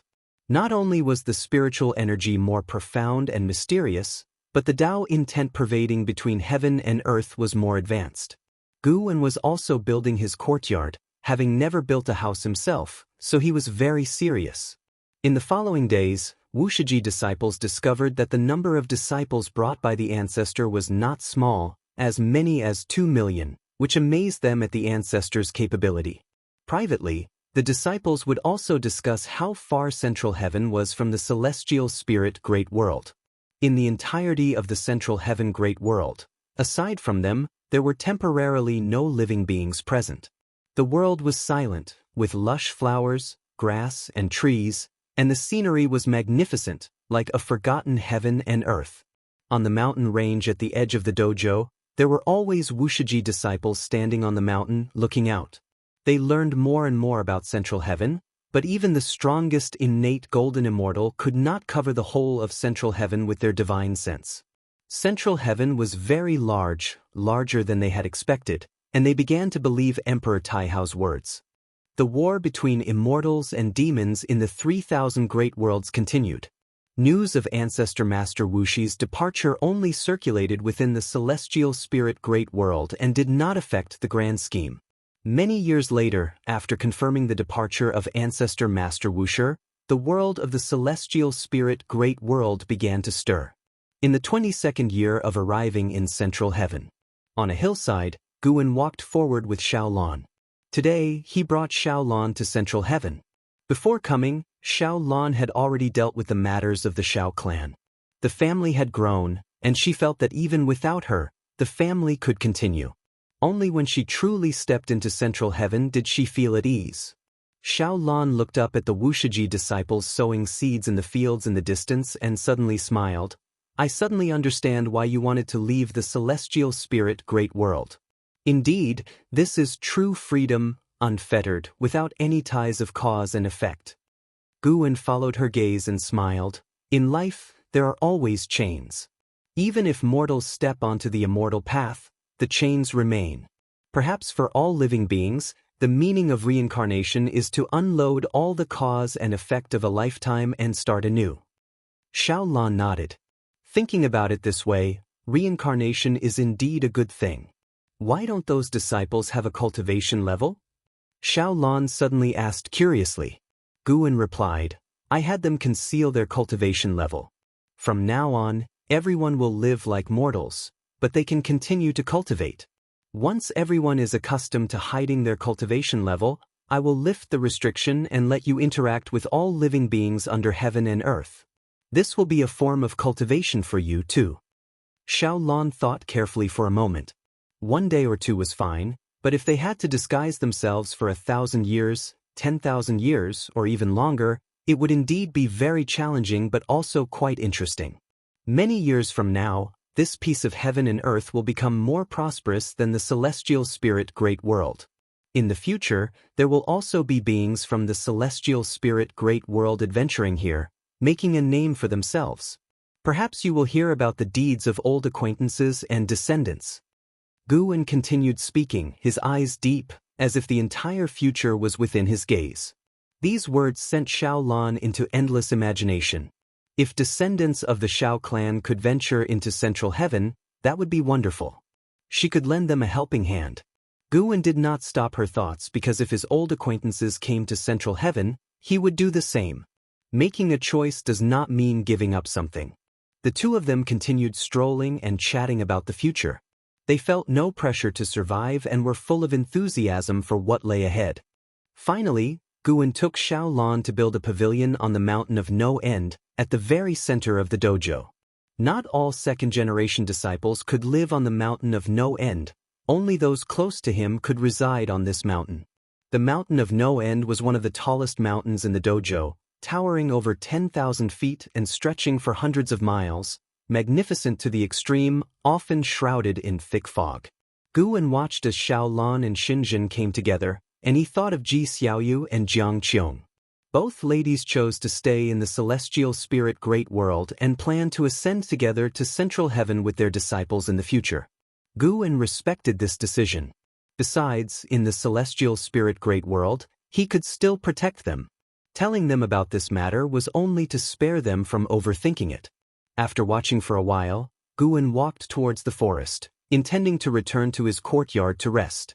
As he walked, he looked toward the 3,000 great worlds. He no longer wished to intervene in the future of the 3,000 great worlds. The dark heavenly court and the celestial court would face a war sooner or later. Several mixed-element profound venerable immortals, including the 9 Nether Emperor, would erupt in a decisive battle with the celestial Tao Venerable of the celestial court, ultimately forcing out the celestial emperor. The celestial emperor could easily sweep them away, but he insisted on feigning death and passing the title of celestial emperor to Emperor Taihao. By bestowing the name Taihao upon that son of heaven, he showed his favor. Yet, no one knew that this son of heaven was actually himself, and once he feigned death, he would replace his will. From then on, under the leadership of the Taihao Heavenly Emperor, the Heavenly Tao would usher in a new era, and the celestial realms would have better order. From the perspective of destiny, the celestial Tao destiny was about to soar, proving that the celestial emperor's calculation was correct. At least he found a way for the celestial Tao to soar once more. The future celestial court would better align with Gu An's vision of the immortal gods, each having its role, centering on all living beings. It's just interesting. Gu An's mouth curled into a smile, a hint of anticipation in his eyes. The celestial emperor had not yet given up on the chance to duel with him, and in the distant future, there would still be variables in the heavenly Tao. Central heaven would be the main stage of the heavenly Tao, and the heavenly realm, where the celestial court was located, would also establish a passage with this realm. There were still 10 million years until the first living being of this world was born. By that time, the war between immortals and demons of the 3,000 great worlds would also conclude, and the first living being nurtured by Central Heaven would have an unknown cause and effect with this war. Search the novel Fire.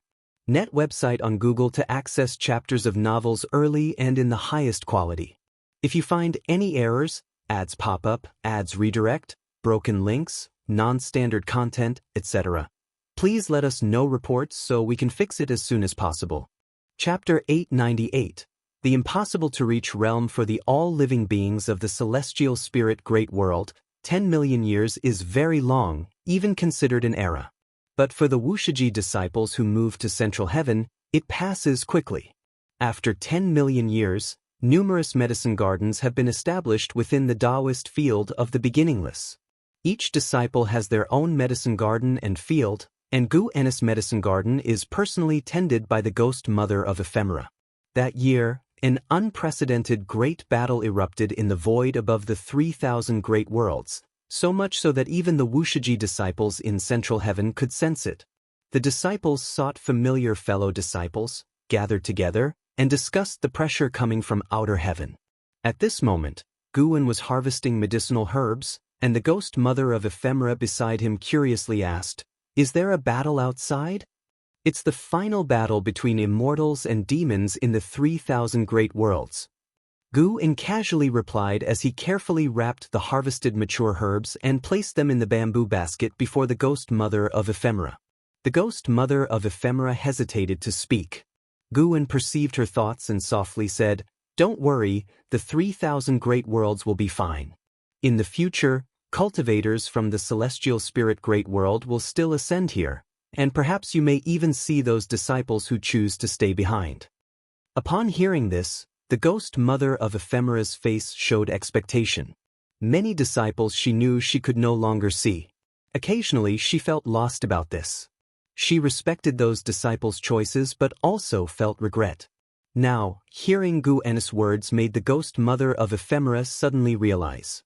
It turns out they did not leave, they went to the destination everyone needs to reach, waiting for old friends to arrive at the endpoint. Thinking this way, the ghost mother of ephemera was inwardly cautious. Those disciples remaining in the celestial spirit great world would never have imagined this. After countless years, there will certainly be a huge disparity between them and the Wuxia disciples who chose to follow Gu An.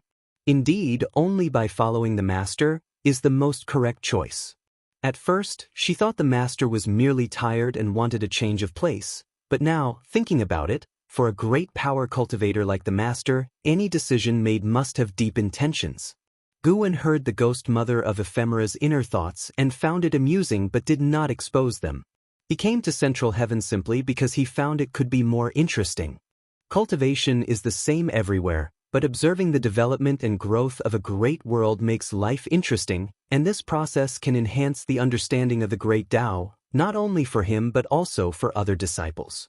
The ghost mother of ephemera ceased speaking and began imagining the immortal demon battle. This decisive battle lasted a long time, and the pressure transmitting to Central Heaven persistently changed, allowing Wuxia disciples to feel the intensity of this fight. Days later, that pressure reached an exceedingly terrifying height, shaking the land of Central Heaven and startling the Wuxia disciples. What kind of realm is this? What realm are both sides of the battle at this moment? Under the night sky, in the courtyard, Xianxia sat meditatively before the artifact refining cauldron, looking at Gu An and curiously asked. She originally had her own courtyard but couldn't get used to it, and later found an opportunity to move back, bragging that it was better for enlightenment here. Gu An was reading a book, written by a disciple, examining with a scrutinizing and critical mindset. Very high, very high. Guwen answered casually. The realm of primordial profound venerable immortal couldn't yet be disclosed to Xianxia and the disciples, because it was too far from them. Moreover, one side was even higher than the primordial profound venerable immortal. Xianxia raised her eyebrows and asked, "Very high? So, do I have a chance to reach it?" Following Guwen in cultivation for many years had already changed her mindset, thinking she could always break through without limit. But tonight's pressure made her waver, uncertain about how long she needed to cultivate to reach it. This powerful pressure was transmuting from the 3,000 great worlds, making it hard to imagine what it would be like to be in it. No. Guwen's clear answer stunned Xianxia, leaving her with no interest, plunging the courtyard into silence. He was not deliberately discouraging Xianxia. This was the reality. Saint Guwen can help those around him become stronger, far exceeding their limits, but cannot make others infinitely stronger. Not to mention the primordial profound venerable immortal, even the Tao extreme Daoyuo immortal depends on one's own fortune, and neither could achieve it by relying on others through the Xianqi primordial immortal. The roads beyond the immortal Tao are different. Following others' footsteps is not viable. This is why Guwen guides his disciples toward enlightenment instead of having them focus solely on his Taoist technique. At night, in the endless mountains and forests, the Wuxia disciples could not settle down to cultivate. They gathered together, discussing this mysterious battle, reminiscing about the past. They also appreciated Guwen, knowing what coming to Central Heaven meant. After countless years, they will be beings of high seniority compared to all living beings of heaven and earth. Just the thought made them excited. They are all anticipating Central Heaven's future. Night passed. Early the next day, the pressure from the 3,000 great worlds vanished, and the world returned to peace. The mundane life at the Taoist field of the beginningless continued. Until 10 years later, a startling commotion came from afar, waking all the Wuxia disciples. Guwen was playing chess with Fairy Yaoxian. The two sat within a bamboo forest, enjoying the gentle breeze. Fairy Yaoxian turned her head, frowned, and said, "What kind of presence is this? Even the rules of heaven and earth are converging toward it." Guwen played a piece and replied with a smile, "The first life form of Central Heaven is about to be born. He is born of the creation of heaven and earth, the celestial Tao destiny. His aptitudes are beyond your imagination. He will be the mythic starting point of Central Heaven. Perhaps in many years to come, he will come to us at the beginningless." These words intrigued Fairy Yaoxian. She looked at Guwen and asked, "Central Heaven's significance to the heavenly Tao is unusual. Are you not afraid of being watched by the celestial court by bringing us here in advance?" She always believed Guwen was the Emperor of Eternal Life, although Guwen didn't acknowledge it, so she didn't expose him. She was no longer obsessed with past affections with the Emperor of Eternal Life and was more concerned about her own cultivation and her son's, Sin's, growth. In her heart, this is the best life now. She desires nothing else. Guwen dared not show himself as the Emperor of Eternal Life and remains hidden, evidently wary of the heavenly court immortals. The Emperor of Eternal Life was once pursued by immortal gods. This life, Guwen has contended with the immortal gods multiple times, which is one reason she wants to become stronger. Since arriving in Central Heaven, she's been puzzled, not understanding what Guwen aims to do. As for Guwen's rhetoric, she equally didn't believe it could merely be about feeling bored and wanting a change of living environment. Guwen answered, "Don't worry, we won't be discovered. This dojo is different from the one in the celestial spirit great world, and before this world is filled with life, I won't let disciples venture outside." Although he no longer feared the celestial court, he didn't want to publicize it to avoid inflating his disciples' egos. Of course, he also feared becoming inflated himself. Upon hearing this, Fairy Yaoxian nodded, temporarily choosing to trust Guwen. At that moment, turbulent thunderclouds churned in the sky, the world swiftly darkened, and terrifying heavenly might enveloped all of Central Heaven. If you find any errors, ads pop up, ads redirect, broken links, non-standard content, etc., please let us know reports so we can fix it as soon as possible. Chapter 899. The ancestral masters grace the birth of the first living being in central heaven caused great heavenly anomalies, lasting a full 30 years. During those 30 years, the world was filled with raging winds, sometimes torrential rain, and sometimes blistering sun. The Wuxia disciples were not affected within the dojo, though they would discuss the anomalies outside. Gu's word spread, letting all disciples know that these anomalies were brought about by the birth of a living being. The anomalies were so earth-shattering, it was hard to imagine how powerful this being would be after birth. Those with high cultivation levels would extend their divine sense, seeking the trace of this being, but unfortunately, central heaven was too distant, and they couldn't detect anything. On the other side, the 3,000 great worlds ushered in peace, with each realm's celestial Tao light layer bestowing creation, enhancing the spiritual energy of every realm, and giving birth to more heavenly materials and earthly treasures. All beings could sense the advent of a new atmosphere. To make up for the 3,000 great worlds, the celestial court granted many immortal positions, allowing beings who contributed to the heavenly Tao to ascend to immortality, leading to a surge of ascensions in all realms. After confirming the departure of Ancestor Master Wuxia, all sects in the celestial spirit great world began to stir, including the Hegemon, the Heavenly Spirit Tao Alliance. The Heavenly Spirit Tao Alliance harbored many ambitious individuals, but the alliance hierarchs always considered Ancestor Master Wuxia in matters of the world.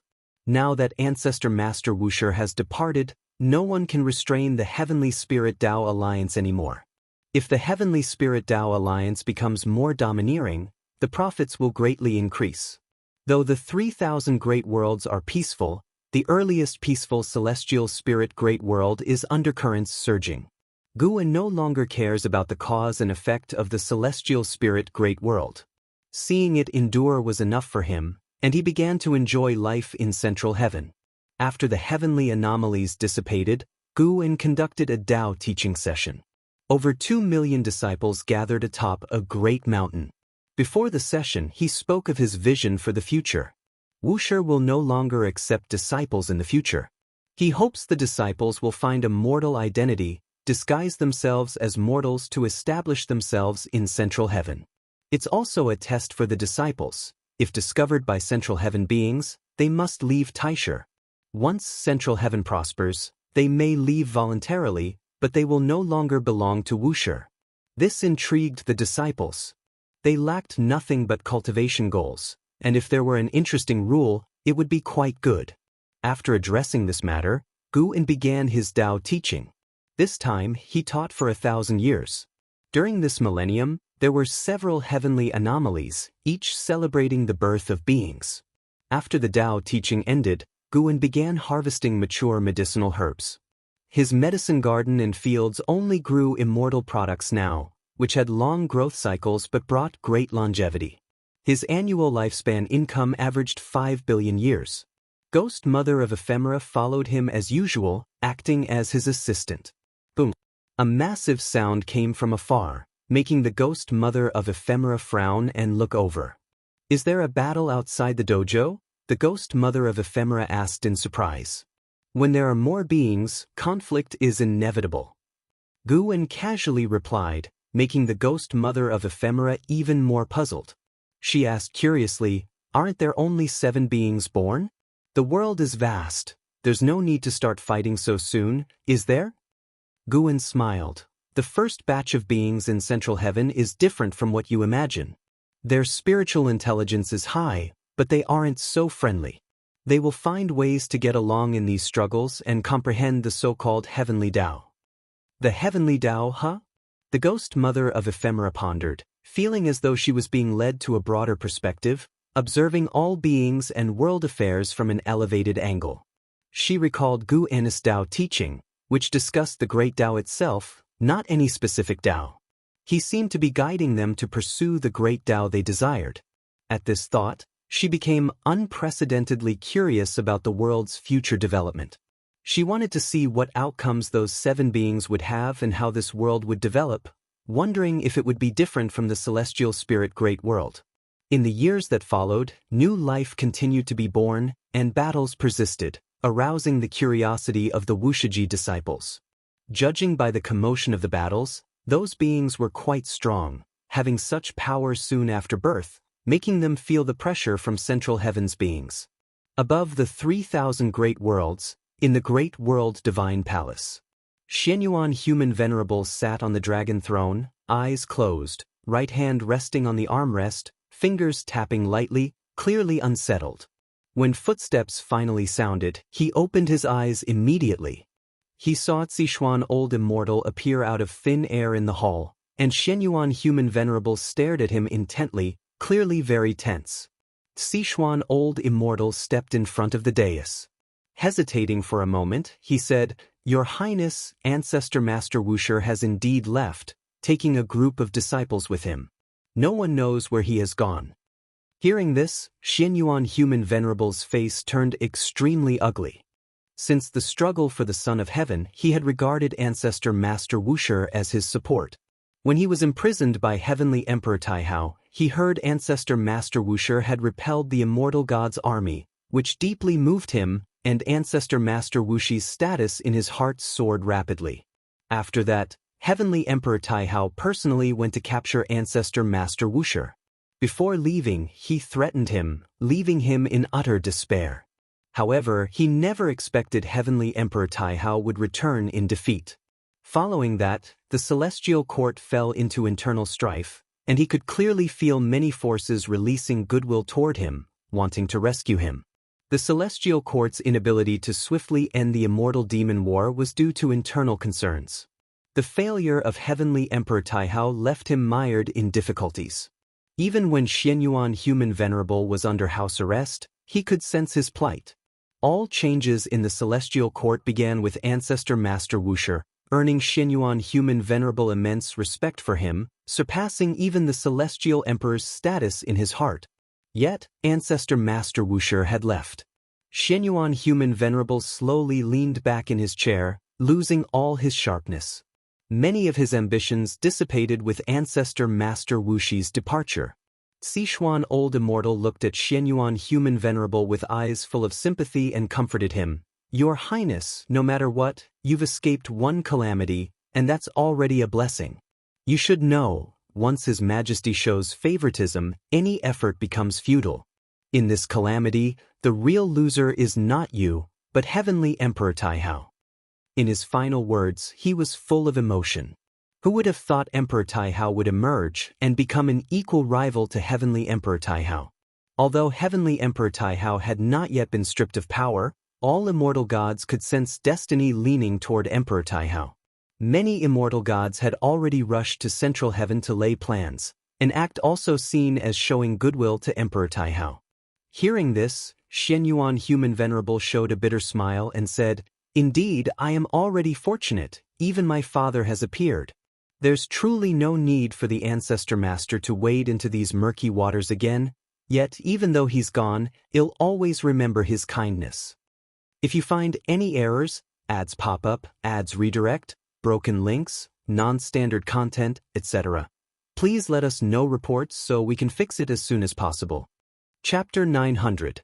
The future Immortal Zixuan Old Immortal heard Xianyuan Human Venerable's words and couldn't help but nod. He comforted, "The ancestor is merely departing, and there will certainly be a day of reunion. Only by staying alive can your Highness see him again." Xianyuan Human Venerable showed a smile on his face, reflecting, "Indeed, only by living on, there are countless hopes. Your Highness, today the Emperor conferred the positions of 49 immortal monarchs for Central Heaven. This is a strong signal. The rise of Emperor Taihao is unstoppable. Do you need me to congratulate him on your behalf?" Zixuan Old Immortal regained his composure and asked seriously. The Dark Heavenly Court was severely damaged and will not return for a long time in the future. Now, their attention has to return to the Celestial Court internally. To the immortal gods, having no desires or needs poses no danger. However, many immortal gods who serve the Son of Heaven have desires, and once entangled in the struggle for the Son of Heaven, it is hard to extricate oneself. Even the sons of heaven are such, as no son of heaven is absolutely secure. Even if one does not want to fight, It may be beyond one's control. Xianyuan Human Venerable frowned and snorted coldly. What Taihao? He's actually named after my father's mundane name. It's favoritism indeed. How many years has he been the son of heaven? He had seen many sons of heaven favored by his father. He himself had received such favor, but he had never seen one as favored as Emperor Taihao. The celestial emperor gave the name to Emperor Taihao and created a heavenly Tao center for him. Now, he is openly establishing immortal positions for him. How can Xianyuan Human Venerable, also a son of heaven, not be jealous? Sichuan Old Immortal sighed and said, from the moment he received the name Taihao, we should have understood that. Perhaps this is also the reason the Supreme forced the emperor's hand. Xianyuan Human Venerable fell silent. Sichuan Old Immortal also said no more. They all needed to think carefully about how to act in the future. Xianyuan Human Venerable recalled the only time he saw Emperor Taihao. Back then, Emperor Taihao was still a child, so naive. He never expected that the child at that time could surpass all sons of heaven and reach for that supreme power which no one dared touch. The Celestial Emperor. There are more and more rumors within the Celestial Court now, saying that the Celestial Emperor wants to abdicate. Xianyuan Human Venerable thought of this and felt an overwhelming pressure, his pride crumbling. Perhaps he truly should make amends with Emperor Taihao? This thought once emerged, grew wildly like weeds, making it impossible for him to dispel. The internal struggles of the Celestial Court and the surges of the Celestial Spirit Great World did not catch Gu Ennis' attention because he had already foreseen the results of these matters. Time flew by.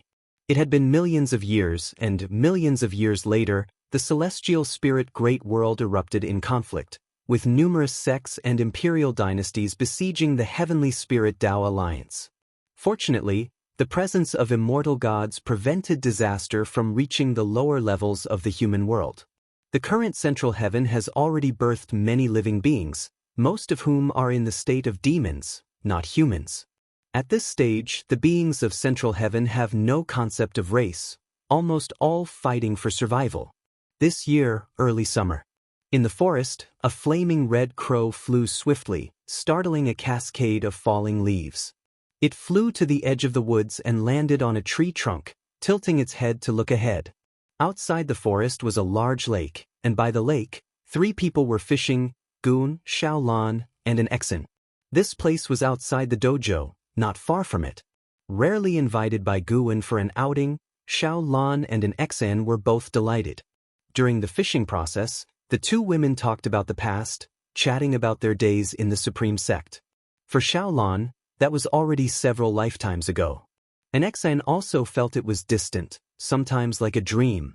Guan put down his fishing rod and raised his right hand, with a fruit appearing in his palm, exuding a rich floral fragrance. The flaming red crow hesitated for a moment, then flew like an arrow, quickly snatching the fruit from his hand. Xiaolan and an Exan looked up, both a bit surprised. Why is this bird's aura so weak? Xiaolan asked curiously. In Central Heaven, all living beings capable of moving are born with the creation of heaven and earth, containing terrifying power from the moment they have consciousness. Their movements are earth-shattering, yet this flaming red crow, though quick, is too weak compared to those beings, as if it came from the Celestial Spirit Great World. An Exian activated the Immortal Emperor's eye, carefully observing the flaming red crow, and exclaimed, "This bird can actually conceal its cultivation level and aura." Xiaolan couldn't help but glance at her, looking at her purple pupils, feeling secretly amazed. What kind of eyes are these? The Wuxia disciples, although all trained by Guan, received different inheritances. She couldn't bring herself to ask an Xian about her secret skill, just like she wouldn't reveal all her Taoist techniques to others. Guan smiled and waved toward the flaming red crow circling over the lake, but unfortunately, the bird was unmoved, maintaining a safe distance. "Master, what realm is it?" An Exan turned to look at Guan, curiously asking. She could only sense the strong power hidden within the flaming red crow, not its specific cultivation level. Guan responded, "It has reached the pinnacle of the innate golden immortal realm. Given time, it will break through sooner or later." Upon this remark, the 2 women were both surprised. Even to this day, among the Wuxia disciples, the highest cultivation level is only innate golden immortal, yet this bird's cultivation level is higher than theirs? An Xian further asked, will it become a great fortune seeker in central heaven and play a very important role? Guwen smiled and said, indeed, it will establish the demon race and become the ancestor of 10,000 beasts, also introducing the concept of race to all beings. Long after, it will even ascend to immortality. Will ascend to immortality. The two women once again looked at the flaming red crow, their feelings completely different. This feeling was strange, even indescribable. If that's the case, will its encounter with us cause trouble? Xiao Lan frowned and asked. Guwen laughed. Rest assured, once it leaves here, it will forget us. Its cultivation level is not sufficient to remember my cause and effect. This cultivation level? The two were stunned by the boldness in his words. Upon reflection, it seemed normal. Guwen dared to come to the Heavenly Tao Center, and so far, no immortal gods have discovered him. His cultivation level must far exceed most immortal gods. Then, Guwen took out another fruit and placed it on a large stone in front of him, waiting for the flaming red crow to fly over. After a while, the bird couldn't resist its instincts and flew over. This time, although its claws grasped the fruit, it couldn't lift it, making it very anxious. Guwen raised his hand, pressing down on its head, calming it instantly, no longer struggling. After he released it, the flaming red crow looked up at them, tilting its head, its eyes clear as jewels. Its size was like a chicken, slender and small in stature, yet overall very majestic, inspiring affection from the two women. Xiao Lan gazed at it and asked, Senior brother, you surely know its future, won't you tell us about it? Guwen smiled slightly and said, its story is quite fascinating, and it's not something that can be shared quickly. It might take until tomorrow to finish. If you find any errors, ads pop up, ads redirect, broken links, non-standard content, etc., please let us know reports so we can fix it as soon as possible. Chapter 901. The pinnacle of the immortal Tao. The gentle breeze caressed the surface of the lake, as Xiao Lan and an Exen listened to Guwen narrate the future of the fire-red crow. The fire-red crow was one of the earliest beings in the world, with unparalleled talent and immense destiny, continually encountering Fuyuan. After its transformation, it named itself Feng Qiu.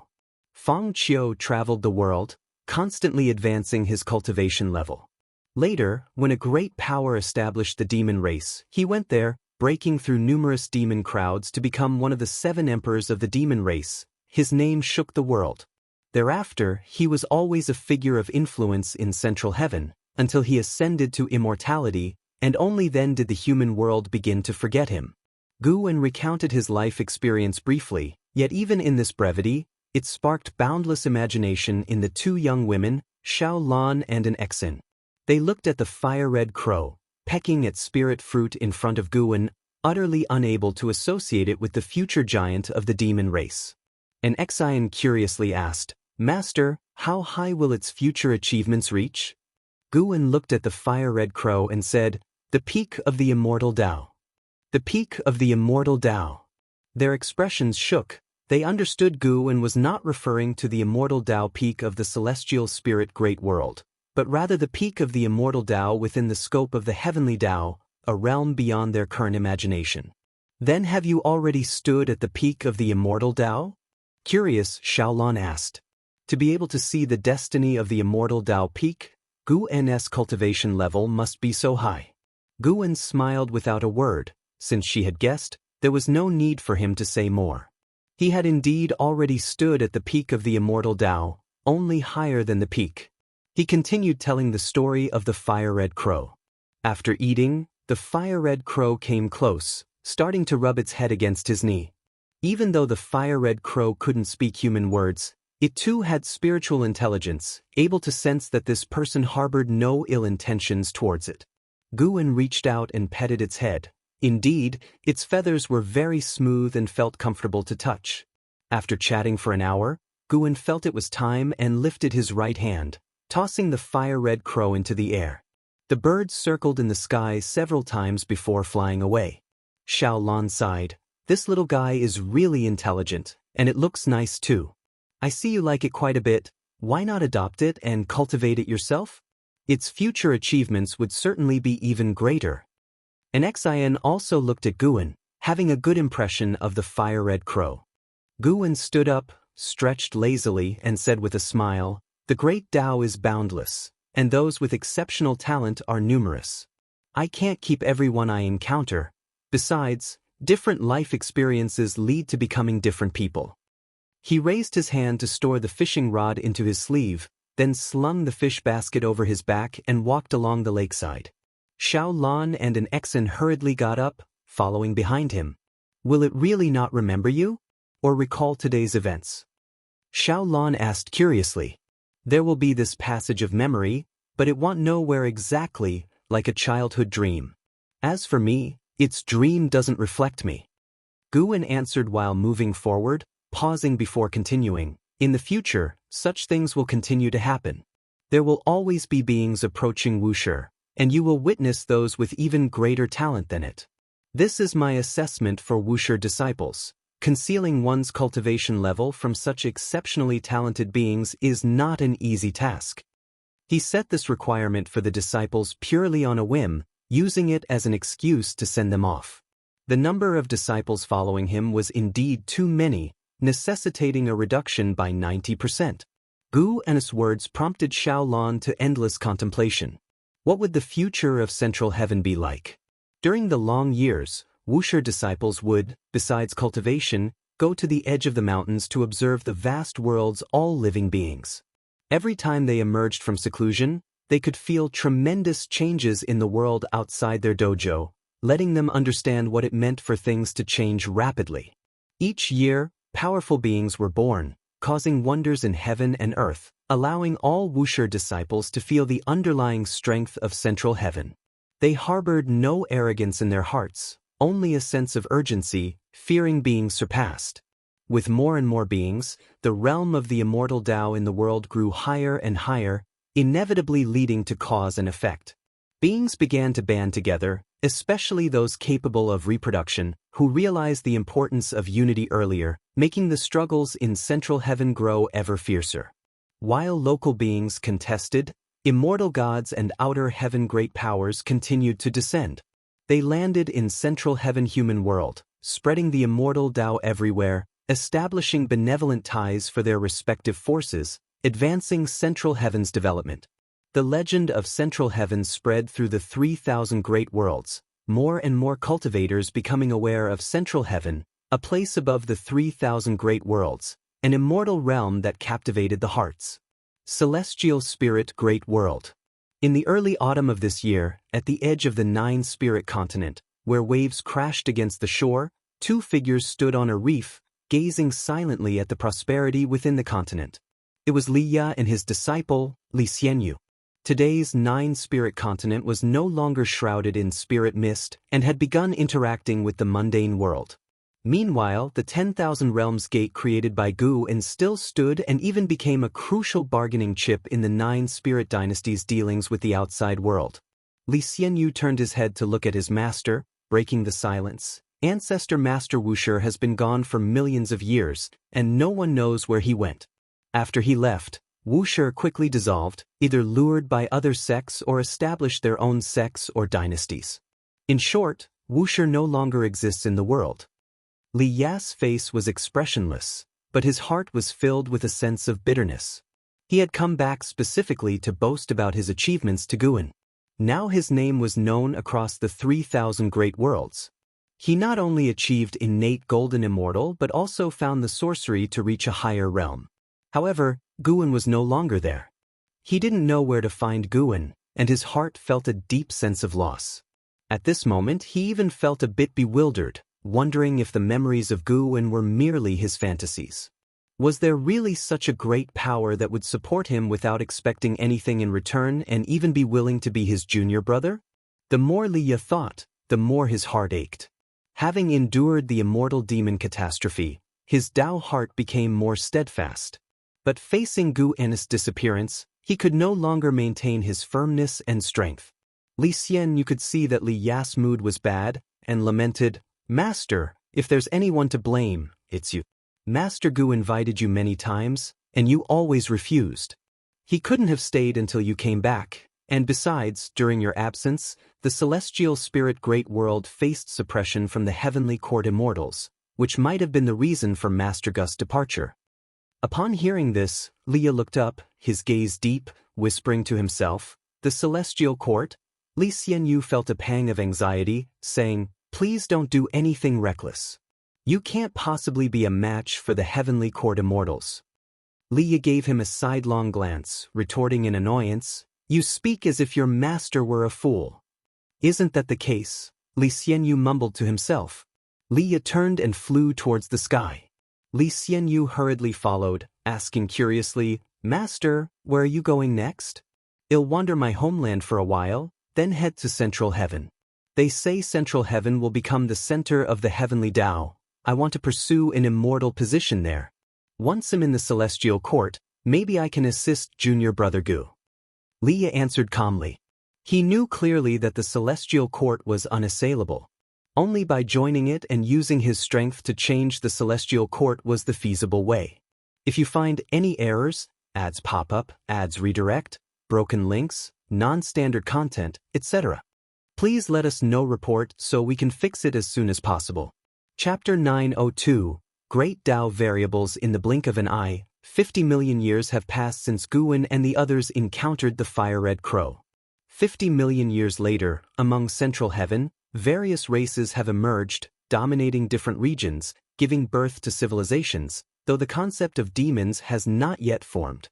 Because many immortal gods and outer heaven great powers have preached the Tao, a trend of pursuing immortal cultivation has arisen in the world. The number of living beings between heaven and earth is increasing, and inevitably some approach the Taoist field of the beginningless, but with Gu and his Tao intent present, they wander as if in a maze, turning back after circling around, never entering the internal area of the Taoist field of the beginningless. Many disciples stand on the edge of the mountain range and can see those approaching beings. Most of the early beings are enormous in size, resembling the mythical fierce beasts of ancient myths. Some disciples even sketch the creatures they've seen, creating illustrated albums that circulate among disciples. The current Taoist field of the beginningless is vast, with 2 million disciples living here, forming small circles, resembling an imperial dynasty. Disciples also begin to search for suitable mortal identities, because one day the barriers of the beginningless will lift, and beings will come intruding. Given the prowess of the beings of Central Heaven, how will they disguise themselves as mortal spirits? This question has become a perplexing issue for all Wuxia disciples. They fear being expelled from the beginningless. No one doubts that the ancestor is merely frightening them. If the ancestor says such words, he will surely follow through. Although the second-generation disciples are not afraid, they also don't want to be outdone. If they expose their cultivation levels before the juniors, it would be an embarrassment to Guwen. At least, that's what they think, and they also communicate privately about it. The scorching sun hangs high, and Guwen lies asleep on a tree, with a large leaf covering his face. He is undergoing the holy tribulation, experiencing another lifetime, this time in the future of Central Heaven. As this lifetime ends, a slight dissatisfaction crosses his lips. Although it's a different world, the experiences don't seem much different. Guwen silently muses, wanting to experience a drastically different life to comprehend the holy Tao. He moves the leaf from his face, revealing an eye, and his gaze travels through the gaps in the leaves above, where he sees someone ascending. Though there were outer heaven visitors before, they had always come with the celestial court's consent, bearing missions. Ascending, however, is due to sufficient realm and merits, breaking the restrictions of heaven and earth, guided by celestial destiny, beyond the celestial court's control. When the celestial emperor granted Xianxia this authority, it became the vitality of all beings. Even if the celestial emperor harbors ambition within the limited lifespan of beings, it is a significant opportunity for them. Central Heaven possesses the potential to cultivate existences surpassing immortal gods. The celestial emperor not only hopes Central Heaven can become a breeding ground for youthful forces for the celestial court but also intends for Central Heaven to be a check on the celestial court. The stronger the celestial court is, it doesn't mean the heavenly Tao is equally strong. The strength of the heavenly Tao depends on the development of all beings, yet human hearts are unpredictable and the hearts of immortals are as deep as the abyss. In their own world, invincible and dominant, ascending to central heaven, contending for great destiny, then ascending to immortality, this will be the future path for cultivators. Guan sees some of his old acquaintances will also ascend to central heaven, leading their own splendid lives. Suddenly an idea occurs to him. He has experienced many lifetimes, but never the life of an immortal god. What would it feel like to be a heavenly court immortal god? This thought quickly flashes in his mind. Beyond the heavenly court immortal gods, there are also ghost gods, human world demons, and numerous other identities he has not experienced. Guan turns his gaze to Zhang Buku. Zhang Buku is hiding in the underworld cultivating. The Emperor Bone Profound Venerable and 9 Nether Emperor have been exterminated by the Celestial Emperor, leaving only a sliver of remnant souls. Restoring them would take countless years, and Zhang Buku and Suyu have temporarily gained freedom. They cultivate in the 9 Netherworld Death Realm, rapidly increasing their cultivation levels, especially Zhang Buku. In the future, Zhang Buku would ascend to Central Heaven, sweeping the world with his Hongmeng golden body. Unfortunately, he resists ascending to immortality, eventually clashing with the Celestial Court until being subdued by them. Guan is unconcerned about such an outcome. He can change it. However, seeing Zhang Buku cultivate while divinely traveling reincarnation to find the cause and effect of his father fills him with comfort. In over 200 million years, Zhang Buku is no longer the pure youth he once was. He bears tremendous karmic burdens and has established immense merits. Yet, he maintains his original intent of searching for his father, which is what moves Guan the most. Senior brother, in your myriad lifetimes, this life may not be deeply etched in your heart, but he constantly thinks of you. If you knew that, what would you feel? Guan silently contemplates. With his cultivation level, he can easily trace Xianxia's reincarnation. Xianxia has already reincarnated many times. With Guan's assistance, his destiny strengthens with each life, currently a renowned prodigy in a great thousand world, spirited and lively. In this life, Xianxia lives freely, and Guan has no reason to have him bear the past lives' cause and effect again, much less renew the father-son bond with Zhang Buku. To him, it is not favorable. Zhang Buku's obsession should be pursued by himself. Guan flips down from the tree, landing on the grass, and walks towards the depths of the forest. After 3 steps, his surroundings suddenly change. He arrives in a valley full of green grass and tree vines, where sunlight sheds an enchanted light across the valley. Crossing the grassy land, his robe flutters, and with the immortal king crown under his mane swaying, his gaze fixes on the depths of the valley. Deep in the valley lies a small, shallow lake, with a faint green hue, and at the center stands a gigantic egg, 3 zhang high. The eggshell is semi-transparent, interspersed with red veins resembling meridians, within which a human-like figure is curled up. Reaching the lake, he examines this giant egg intently, his eyes filled with curiosity. This giant egg, unlike other beings birthed from celestial destiny, is formed from the source of the great Tao. Though the heavenly Tao is potent, standing upon the great Tao, it will always be infiltrated by the great Tao, and even the high and mighty heavenly court immortal gods cannot comprehend all worldly causes and effects, because there are great Tao opportunities. Just like Guan able to grow within the heavenly Tao. Similarly, this giant egg doesn't belong to the heavenly Tao, yet it can also grow. The reason Guan has noticed it is because his holy tribulation in the future encountered the being gestating from this egg, sparking his interest, leading to his pursuit. Only after sweeping central heaven several times with his sacred will did he determine its location. This valley lacks powerful innate restrictions, just that the aura of this egg merges seamlessly with the surroundings, rendering it unremarkable.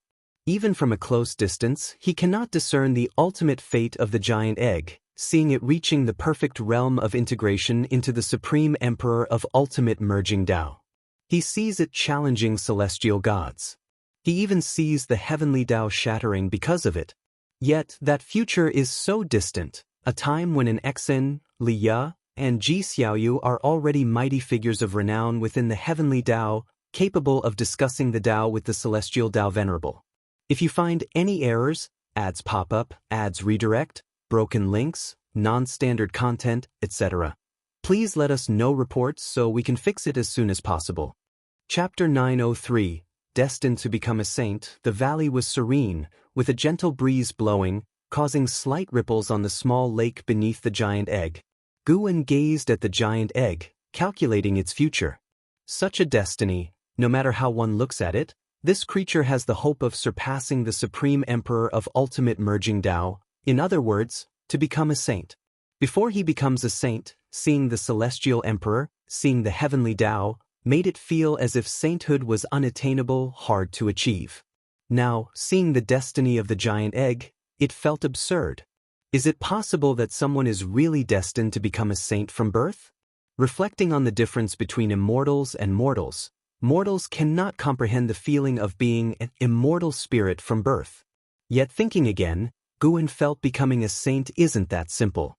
The creature within the egg might have the potential to become a saint, but sainthood is not achieved by talent alone. Just like now, he has already detected the existence of this egg. If he acted now, destroyed this egg, all its causal destiny would dissipate like smoke. The future power of this egg cannot intervene with him acting now, which at least shows that its future does not extend as far as his. However, Guwen was not bloodthirsty, even for the sake of extending life. He only killed those heavily laden with karmic debt. Although Guwen was amazed by the egg's future, he had no intention of destroying it. He simply couldn't see a promising younger generation and think of obliteration. Without grievances or enmity, why do so? Moreover, precisely because there exist other beings with stronger talents, he could ascertain that he still has a long way to go. Guwen watched for a while, prepared to leave, when suddenly his pupils contracted, gaze fixed back on the giant egg. He saw that the future of the giant egg was changing. A line of destiny was growing, swallowing other lines of destiny. Guwen actually saw a Supreme Emperor of Ultimate Merging Tao. This Supreme Emperor of Ultimate Merging Tao, though not as powerful as the Celestial Emperor, yet he was truly a Supreme Emperor of Ultimate Merging Tao and would become the calamity of the giant egg. Following the destiny of this Supreme Emperor of Ultimate Merging Tao, Guwen discovered he did not originate from the Heavenly Tao but from the Eternal. The Eternal, situated within chaos, has a lineage known as the Eternal Tao Extreme, which frequently sends powerful beings to the Heavenly Tao to seize those with great destiny. Previously even Lu Qiuxian was captured. After becoming a saint, Guwen also observed the Eternal, whose foundations are indeed strong, nearly catching up with the Heavenly Tao, but the Eternal Lord is not more powerful than the Celestial Emperor, thus the Eternal does not dare to confront the Heavenly Tao head-on for now. Within chaos exist many such destiny lineages. Many of the founders hail from the same era as the Celestial Emperor and were once defeated by him. Only the Heavenly Tao can freely showcase its destiny and strength within chaos, whereas other lineages hide deep within space, fearing discovery by others. Chaos appears desolate, seemingly without forces or survival rules, yet actually hides many grand and magnificent worlds in the shadows. This Supreme Emperor of Ultimate Merging Tao from the Eternal is not the ancestor of the Eternal. He is the second within the Eternal to reach this realm, also from the future. Realizing the threat of the giant egg, he wants to cross time to annihilate it.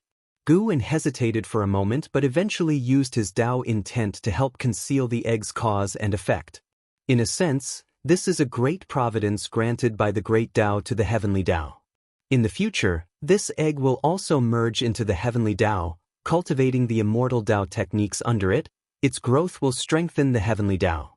Guwen in this life was born within the Heavenly Tao.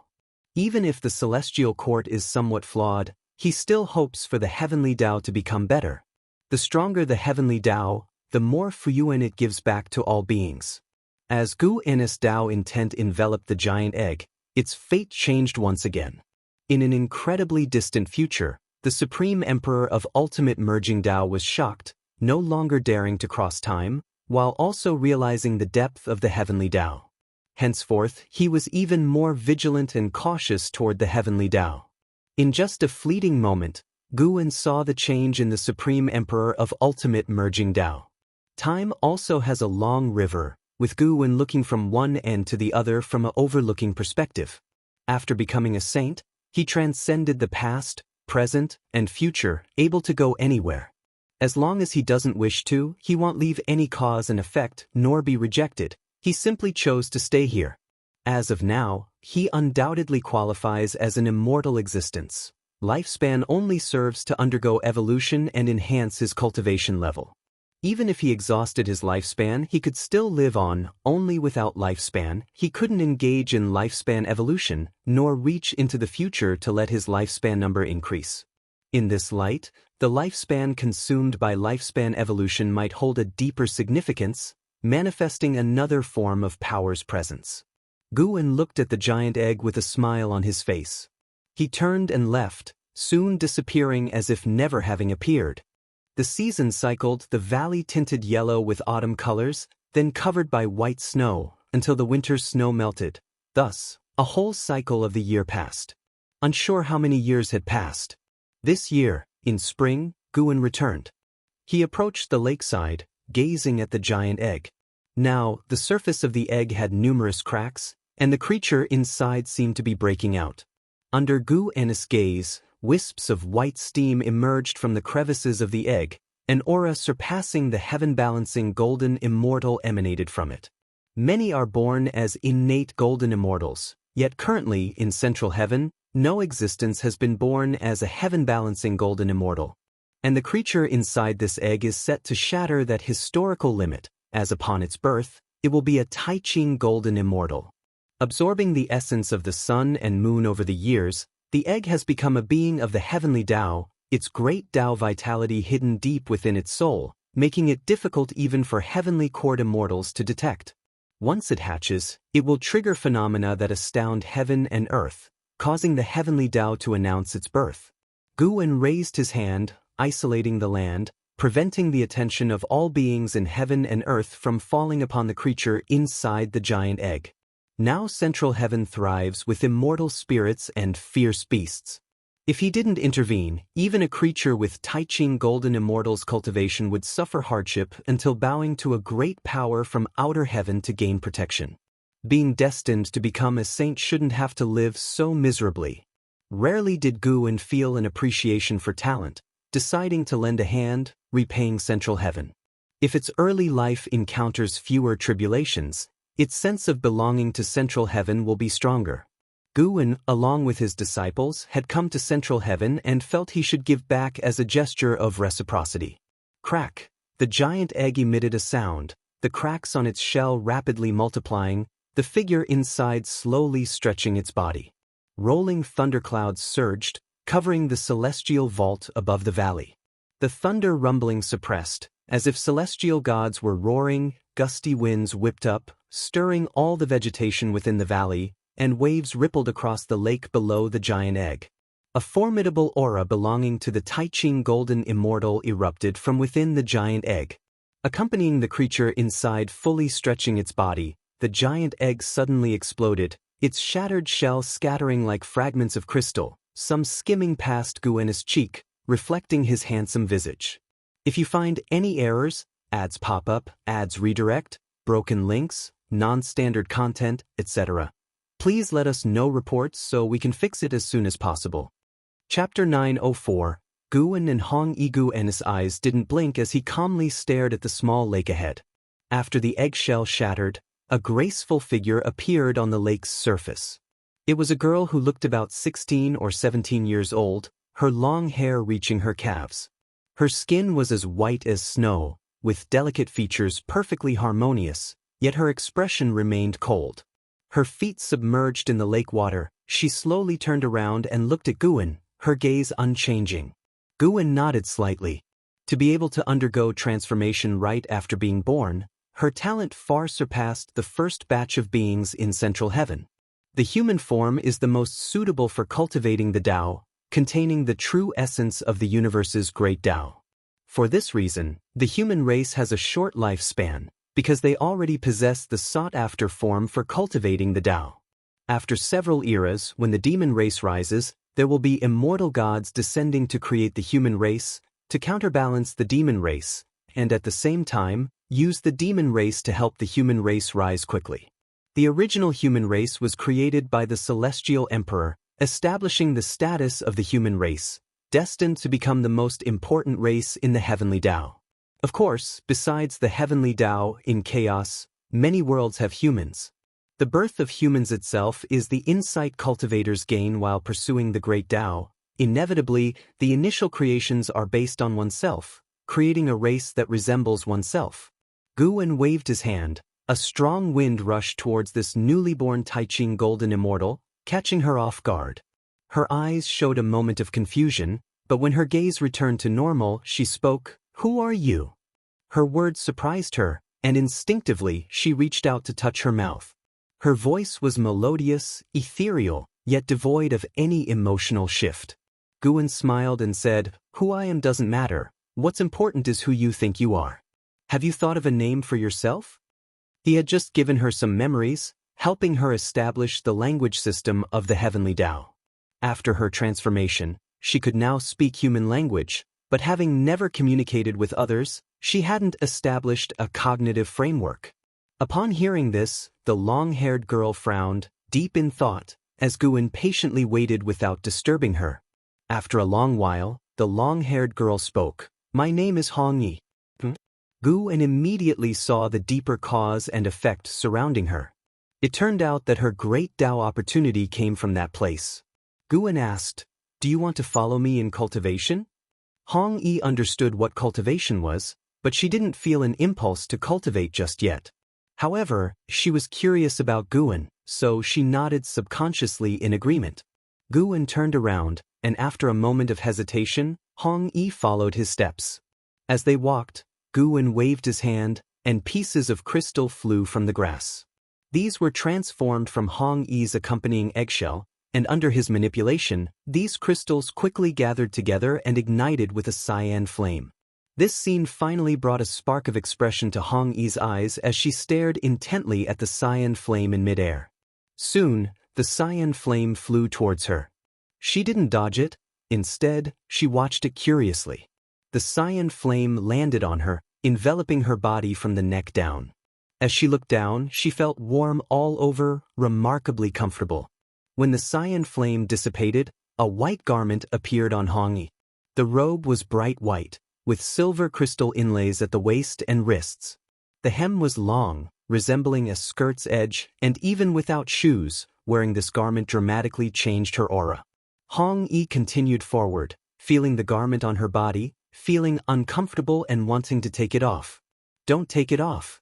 This is a form of cultivation as well. You must get used to it." Gu An's voice came from ahead. Hearing this, Hong Yi stopped her actions, looking at Gu An's back, confused but refrained from asking. For some reason, in front of Guwen, she instinctively chose to obey. An hour later, Guwen led Hong Yi to a vast, boundless mountain. When they stopped, as far as the eye could see, it seemed like they were on a grassland. He turned to face Hong Yi, then lifted his robe and sat in meditation, gesturing for Hong Yi to sit down as well. Hong Yi mimicked his posture and sat down, but once seated, she couldn't help but squirm. "Before cultivation, let's first help you understand the kind of world you are in," Guwen said. As his words fell, Hong Yi's entire being froze, her eyes widened, pupils revealing numerous scenes, leaving her dazzled. Guwen watched Hong Yi, his expression calm but inwardly filled with anticipation. Given her potential to become a saint, what heights might she reach if he were to mentor her? Guwen was not afraid of Hong Yi surpassing him. Having someone to chase him would be quite delightful. Not only he felt this way, but the Celestial Emperor also shared this thought. The wind in the world blew across the mountain plain, where Guwen and Hong Yi appeared insignificant, as seen from high above the clouds. They were insignificant amidst the green ocean. Since deciding to mentor Hong Yi, Guwen frequently left the dojo. The disciples either didn't notice his departure, and even if they knew, they dared not ask. Time flows quickly. 1,000,000 years passed in the blink of an eye. On this particular morning, Guwen arrived in the depths of the mountain forest, a stretch millions of billions of miles long. Even some powerful cultivation-level beings who ventured there would lose their way, as the true essence of the great Tao was very strong there. Deep in the forest, there was a pavilion in front of an ancient tree. Hong Yi, in her white robe, was standing in front of a water tank, gazing at her reflection, lost in thought. Guwen walked up to her and with a smile, asked, "What are you looking at?" Hong Yi turned her head to look at him and replied, "I'm pondering who I truly am, why I was born, and what goal I should have for cultivation." Even after following Guwen in cultivation for 1,000,000 years, Hong Yi's temperament remained cold and indifferent. She was curious about everything, but that curiosity evaporated once she understood. If you can't find it yet, just continue to cultivate. Sooner or later, you'll find out, Guwen said casually. Indeed, this was a question Hong Yi had to ponder, and he could only guide, not decide. Guwen did not wish to limit Hong Yi's existence. More variables might add more interest. Who are you really, and how should I address you? Are we considered master and disciple? Hong Yi asked, staring at Guwen. A few years ago, a group of cultivators flew over this forest, and Hong Yi overheard their conversations.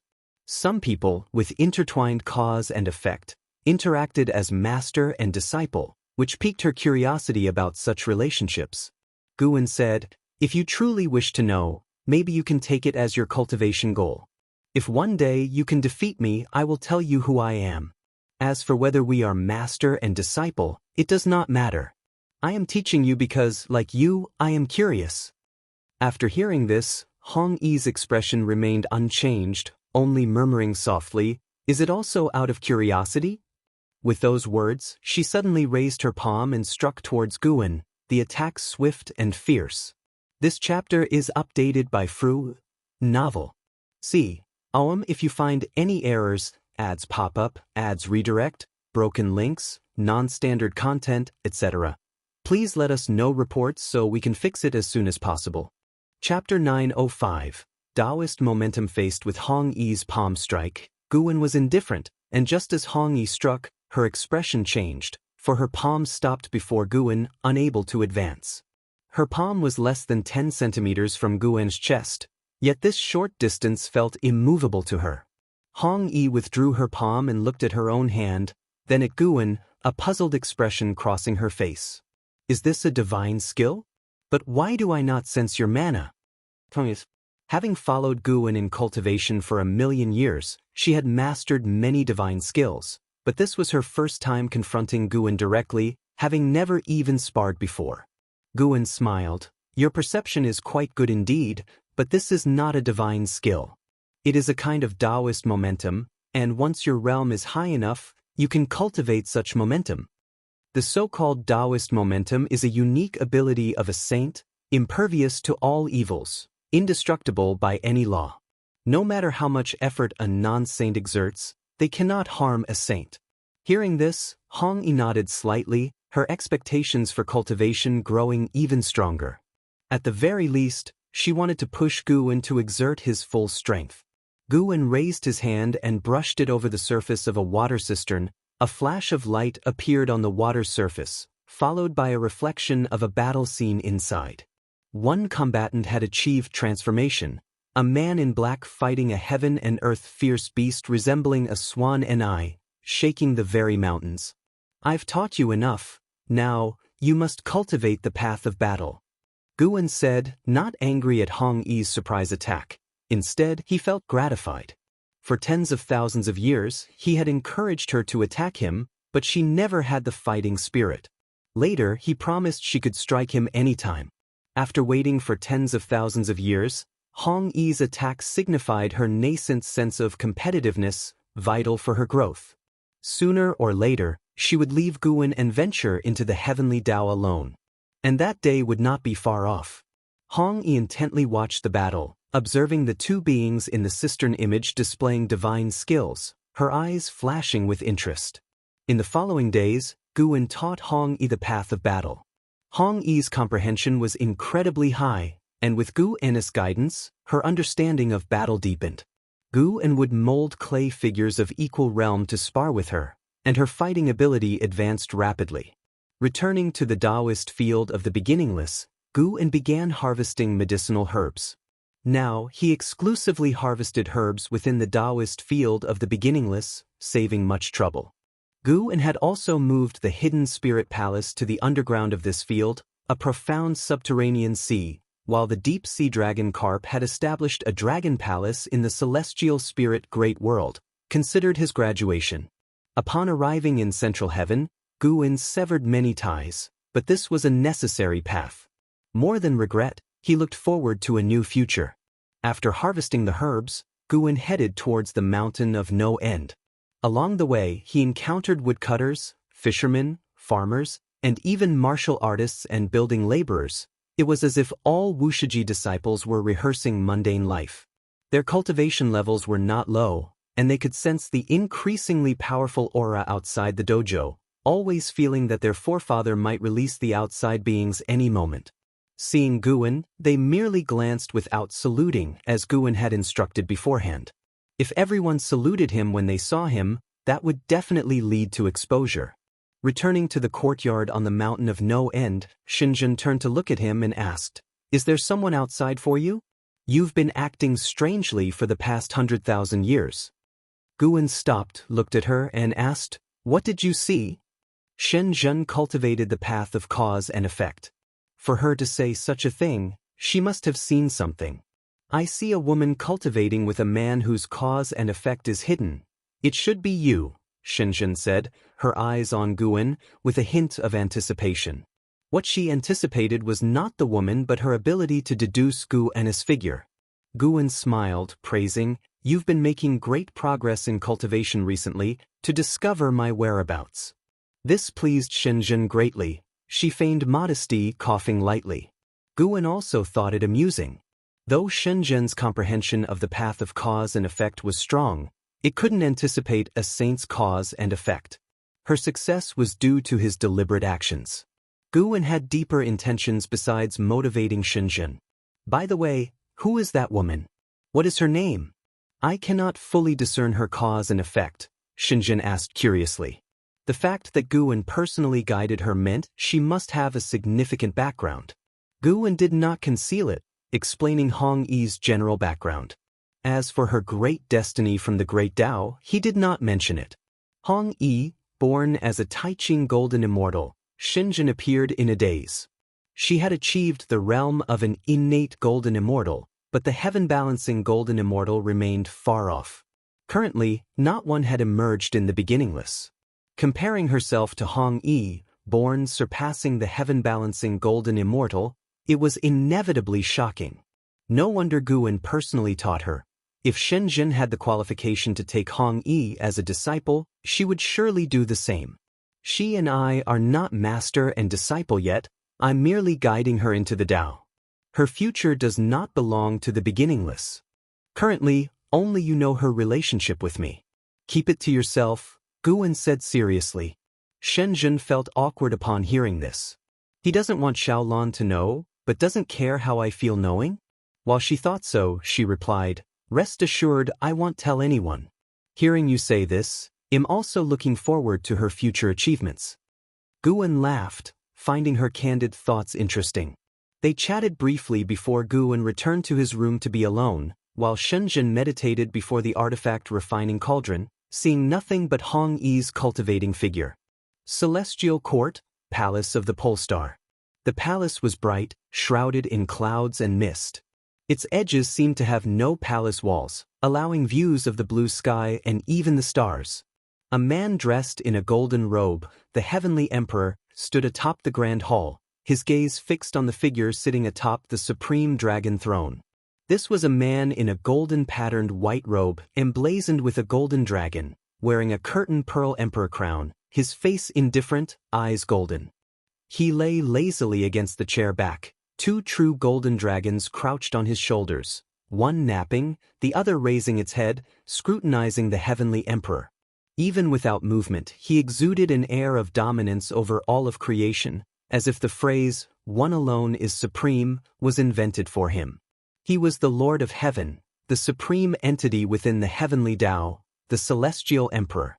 The Celestial Emperor gazed down at the Heavenly Emperor, his cold eyes inscrutable. Under the Celestial Emperor's scrutiny, the Heavenly Emperor met his gaze calmly, unflinching, even confrontational. You have lost your cultivation level. The Celestial Emperor's words left the Heavenly Emperor's expression changed, eyes briefly flickering with terror. If you find any errors, ads pop up, ads redirect, broken links, non-standard content, etc., please let us know reports so we can fix it as soon as possible. Chapter 906. The position of the Celestial Emperor. The Heavenly Emperor appeared flustered for a brief moment, but quickly regained his composure. He narrowed his eyes and sneered, "Father, do you wish to test my 9 heavens true dragon chi again?" He wore an unruly smile, as if he were the Celestial Emperor. However, faced with his aggression, the Celestial Emperor remained indifferent, simply watching him quietly. The Celestial Emperor's gaze made the Heavenly Emperor's skin crawl, his heart sinking into despair. He became increasingly certain that the Celestial Emperor was not testing him, which led him to hopelessness. Previously, he had gained control over the Celestial Court by coercing the Celestial Emperor, an affair that ended on bad terms. Now that he had lost his cultivation level, how could the Celestial Emperor spare him?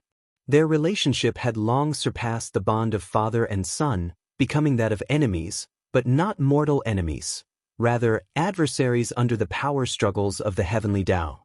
How long the Celestial Emperor had lived, even he, the Heavenly Emperor, did not know. But he could be sure that even when confronting his own son, the enraged Celestial Emperor would not show mercy. He wouldn't regret a single execution. Some sons of heaven were cast down to the mortal world, some exiled to chaos, some fell into the underworld, never to return. There were even those whose beings were utterly obliterated. No matter how he thought about it, the Heavenly Emperor felt destined for the direst outcome, potentially becoming a cautionary tale for future emperors. You are very much like your mother. She was as ambitious as you are. The Celestial Emperor suddenly spoke, catching the Heavenly Emperor off guard. He furrowed his brows, unable to fathom the Celestial Emperor's intent behind these words. He wasn't foolish enough to hope for the Celestial Emperor's pardon. The Celestial Emperor continued, "Your mother died for power. I did not bring her back to the Celestial Court but brought you. It was her wish. Between you and her, she chose to have you ascend to the Immortal class." The Heavenly Emperor remained silent. He had long forgotten his mother's visage. In ordinary times, he never thought of her. In hearing the Celestial Emperor's words, his heart remained unruffled. As a son of heaven, he had experienced the reincarnation tribulation before, memories far more stirring than this. He knew well that the Celestial Emperor chose him because of his talent. With so many sons of heaven, was it possible they all rose due to their mother's favor? Because of the Celestial Emperor's words, the Heavenly Emperor calmed. Matters had come to this. He decided to face his fate with clarity. Though he hadn't held the Celestial Court's authority for long, at least he had succeeded. As a heavenly son, he had done his utmost. Even if it meant dying, he would die without regret. "I will give you a chance. I will not move against your immortal authority, but you must contend with Taihao for the Celestial Emperor's position. Whether you succeed or not, I will pass my cultivation level to the victor, allowing either of you, even if you've lost your cultivation level, to reach the pinnacle once more." The Celestial Emperor stared at him, speaking coldly. The Heavenly Emperor showed no surprise, instead asking with perplexity, "Why do this?" The Celestial Emperor replied frankly, "I wish to support Taihao as Celestial Emperor, but he lacks distinguished merits. I intend to use you as his stepping stone. Yet if you surpass him, then it proves the throne belongs to you. My question is, why do you wish to relinquish the throne?" The Heavenly Emperor gazed at the Celestial Emperor with piercing eyes, like blades trying to stab through his heart. The Celestial Emperor answered, "Sitting on this throne for so long has grown tiresome. I wish to leave the Celestial Court, to pursue my own Tao, and to seek out an old acquaintance for a long-awaited duel." "You, who have lost your cultivation level, desire to duel?" I naturally have ways to regain it, unlike you, who must pretend to remain calm, awaiting another's mercy. For the first time, the Celestial Emperor's tone shifted, full of sarcasm, making the Heavenly Emperor's face turn grim. Seeing the Heavenly Emperor's expression, the corners of the Celestial Emperor's mouth lifted in a smile. He said, "Your only chance of winning is to seize the Central Heaven's destiny. In the future, I will transfer the Celestial Tao destiny to Central Heaven. By then, the immortal gods in Central Heaven will only grow more numerous. While Taihao is still cultivating, you still have a chance. Now leave." The Heavenly Emperor fell silent, with many questions to ask, but felt he had no other choice. Only by surviving could he understand these matters. Even if his questions were answered now, if he were to die, what use would those answers be to him? The Heavenly Emperor took a deep breath, saluted the Celestial Emperor, and turned to leave. The Celestial Emperor watched him depart, his gaze becoming profound. Time passed in a blink over countless millennia. Central Heaven had renewed its visage, the world filled with vitality. On the edge of a cliff, Hong Yi meditated facing the magnificent sun, surrounded by a purple aura. In the distant sky flew immortal birds, as if mountains soared through the firmament, a truly magnificent sight. Gu Wen approached Hong Yi from behind, gazing at the majestic scene ahead. He sighed. The sky of Central Heaven grows ever more beautiful, and now, even traces of the great Tao can be seen. Hong Yi opened her eyes, turned to him and asked, "In this world today, what is the mightiest realm?" Gu Wen, without meeting her gaze, quietly answered, "Tao Extreme Tao Yuo Immortal, which is the pinnacle of the immortal Tao, the third layer of the Tao Yuo Tao fruit. And you are currently striving for the Tao Yuo Tao fruit." Upon hearing this, Hong Yi turned her head, looking toward the horizon, murmuring, "Is the gap truly so vast?" Gu Wen didn't reply, allowing her to ponder. After a while, he finally spoke, "Hong Yi, starting tomorrow, I won't come anymore. The road ahead, you must walk on your own, do what you wish." At these words, Hong immediately stood up and turned to face him, her gaze fixed intensely on him, her eyes showing anger for the first time. In all her years of cultivation, Hong Yi's emotions had remained stable, never showing such an expression. "Why?" Hong Yi asked through gritted teeth, her anger gradually shifting to panic. Since she gained consciousness, she had followed Gu and was the first person she saw upon opening her eyes. She had built a dependency on him and had never imagined life without him. Gu replied, "Everyone has a place to return to, a place to go from. Look at the birds at the horizon. They have had many companions, even traveled alone. I am me, they are them. Why do you want to leave me?" Hong Yi stared stubbornly at Gu and smiled and said, "Your future is broader. I do not enjoy such a life, so I will not hold you back. If you do not like it, I can forsake it. You'll live the life you enjoy." Hong Yi said earnestly. She currently liked cultivating, enjoyed battling and becoming stronger, but she wasn't willing to leave Gu. She couldn't imagine how to live if she left Gu. Gu shook his head and said, "When you venture out for a while, you'll grasp the wonders of the world, which will also help you grow stronger." "I don't believe it, I won't leave you," Hong Yi said sternly. "If you find any errors, ads pop up, ads redirect, broken links, non-standard content, etc., please let us know reports so we can fix it as soon as possible." Chapter 907. Emerging from obscurity. Looking at Hong Yi's stubborn expression, Gu felt quite gratified. This was the first time he had seen Hong Yi so anxious. In the past, Hong Yi had little emotional fluctuation, and while interacting with Gu, besides cultivation, they wouldn't talk about anything else. Their interactions could be described as bland like water. The future Hong Yi would be the same, dealing with people and matters in a calm manner, displaying the demeanor of a great power. Seeing Hong Yi with such emotions indicated that Gu An's efforts over the years were indeed rewarding. Gu thought for a moment and said, "How about this, live alone for 10,000 years. After 10,000 years, if you still wish to follow me, call me, and I'll appear before you to take you along." Hong Yi didn't seem happy upon hearing this, instead gripping Gu An's sleeve even tighter with her right hand. She just stared at Gu without saying a word. Gu-en sighed helplessly, and his pupils suddenly changed, left red and right blue, leaving Hong Yi momentarily stunned. After several breaths, Hong Yi blinked, and her right hand loosened its grip. She looked at Gu-en again, her eyes turning complex. "Did you see? Following me, would you enjoy such a monotonous life?" Gu-en said seriously, using Dao intent to create a memory that allowed Hong Yi to accompany him for hundreds of millions of years. During those hundreds of millions of years, Gu-en repeated his daily life with Hong Yi, picking flowers and herbs, fishing and carving, drawing and writing books, and so on. There was no conflict, no interaction with too many people.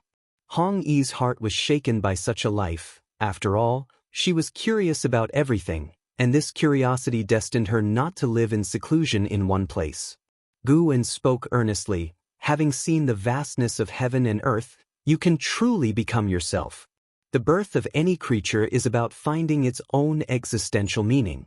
Nobody is destined to be with another person for a lifetime." Hong Yi looked at Gu-en and asked, "Then what is your existential meaning? How do you see me?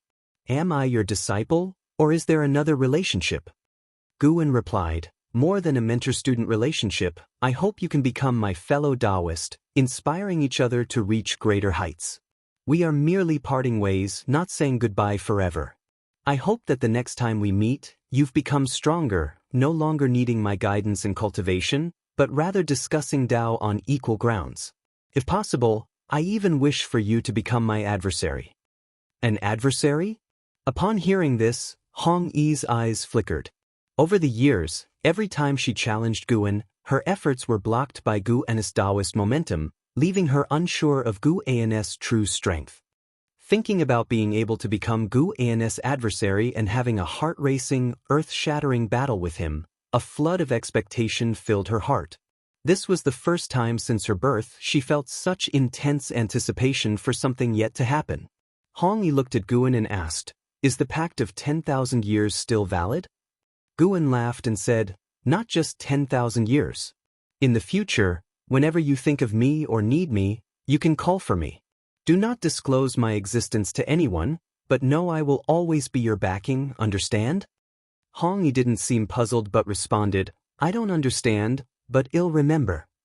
Gu-en raised his hand, ruffling her hair, looking at her while envisioning her future form. He anticipated the divine Hong Yi.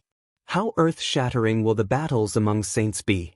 Cultivation to become a saint, Gu-en wants to test his own strength too, unknowingly developing a mindset similar to the Celestial Emperor. Of course, Gu-en wouldn't wait for Hong Yi in the primordial Tai True Saint realm. He would also strive to become stronger. His anticipation was for battles with saints, but not battles of the same realm with saints. On this day, Gu-en unusually didn't instruct Hong Yi in cultivation but shared stories of the past with her, which she didn't find tedious.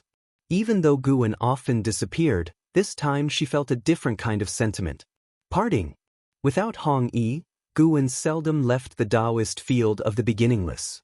Initially he was somewhat unaccustomed, but this feeling soon faded. Over the long years he had already bid farewell to many old friends. He saw that Hong Yi didn't immediately leave the place of cultivation but continued to practice, preparing to surpass the Taiqing Golden Immortal before venturing out. In the current Central Heaven, the strongest figures have reached the Tao Extreme Deluo Immortal realm, but those are outer heaven great powers and immortal gods. Such beings can only preach but cannot interfere with struggles within heaven and earth. The strongest local beings and ascenders, even the highest cultivation level, only reached heaven-balancing Golden Immortal. Even if Hong Yi hasn't surpassed the Taiqing Golden Immortal, she could still roam the universe invincibly. Time passes, stars shift. 70 million years went by in the blink of an eye. This year, in Central Heaven, a being crossed the tribulation to achieve the Taiqing Golden Immortal state, causing celestial anomalies. After successfully breaking through, he proclaimed to all living beings he wished to establish the demon race, inviting creatures capable of transformation to join him. With the emergence of the demon race, all living beings were shaken. The celestial Tao destiny in Central Heaven began to change violently, marking the onset of a whole new era. The power of the demon race sprang up like bamboo shoots after a rain, with many transforming creatures declaring themselves as demons, thereby drawing more beings to join them and intensifying the struggles within heaven and earth. On this day, atop a desolate plain where smoke still lingered, the thunderclouds above hadn't yet dispersed, and the earth was scarred as if it had undergone a terrible disaster. In the middle of a large pit, Liya, covered in blood, lay at the bottom, his hair disheveled, his clothes torn, looking very battered. He had been lying there for a long time. Once he finally regained his senses, he struggled to lift his head, finding his eyes extremely bright, filled with surprise. Such dense spiritual energy, and it carries the true meaning of the great Tao. Liya was extremely excited, having finally arrived at the legendary Central Heaven. To find Central Heaven, he had overcome numerous hardships, and this ascension almost cost him his life. As his Tao fruit began to recover, he found his cultivation level had increased, feeling the hope of attaining heaven-balancing golden immortal for the first time. Before he could contemplate further, a wave of powerful demon chi descended from the sky, and countless demons passed through the thunderclouds, landing on the vast earth, causing him to furrow his brows tightly. The demons in Central Heaven each emitted an ancient and fierce aura, and even though many of them were far weaker in cultivation than him, gathered together they still made him uncomfortable. He struggled to rise, stood shakily, and looked up, only to see a figure appearing at the edge of the pit. It was a man in red robes, with black hair dancing, and a handsome face that made him somewhat confused. The red-robed man emitted strong demon chi all over, clearly not a human race cultivator, and his cultivation was unfathomable to Liya. "Are you an ascender?" The red-robed man spoke, his voice indifferent, yet imposing. Liya took a deep breath and said, "I am Liya from the 3,000 Great Worlds. How should I address you, fellow Taoist?" The red-robed man examined him and replied, "I am Feng Qiu, a local being of Central Heaven. Why did you ascend? If you find any errors, ads pop up, ads redirect, broken links, non-standard content, etc., please let us know reports so we can fix it as soon as possible." Chapter 908. Wuxia's Enlightenment. Why ascend? Liya didn't expect the first question he faced after arriving in Central Heaven to be so direct. He was silent for a moment and then said, "For immortal fate, for the great Tao." The man in the red robe, who called himself Feng Qiu, looked down at him and said, "Immortal fate? You ascenders all say there is an opportunity to ascend to immortality in this world, but we who were born and raised here have heard lectures from the great powers, yet have never seen this so-called immortal fate."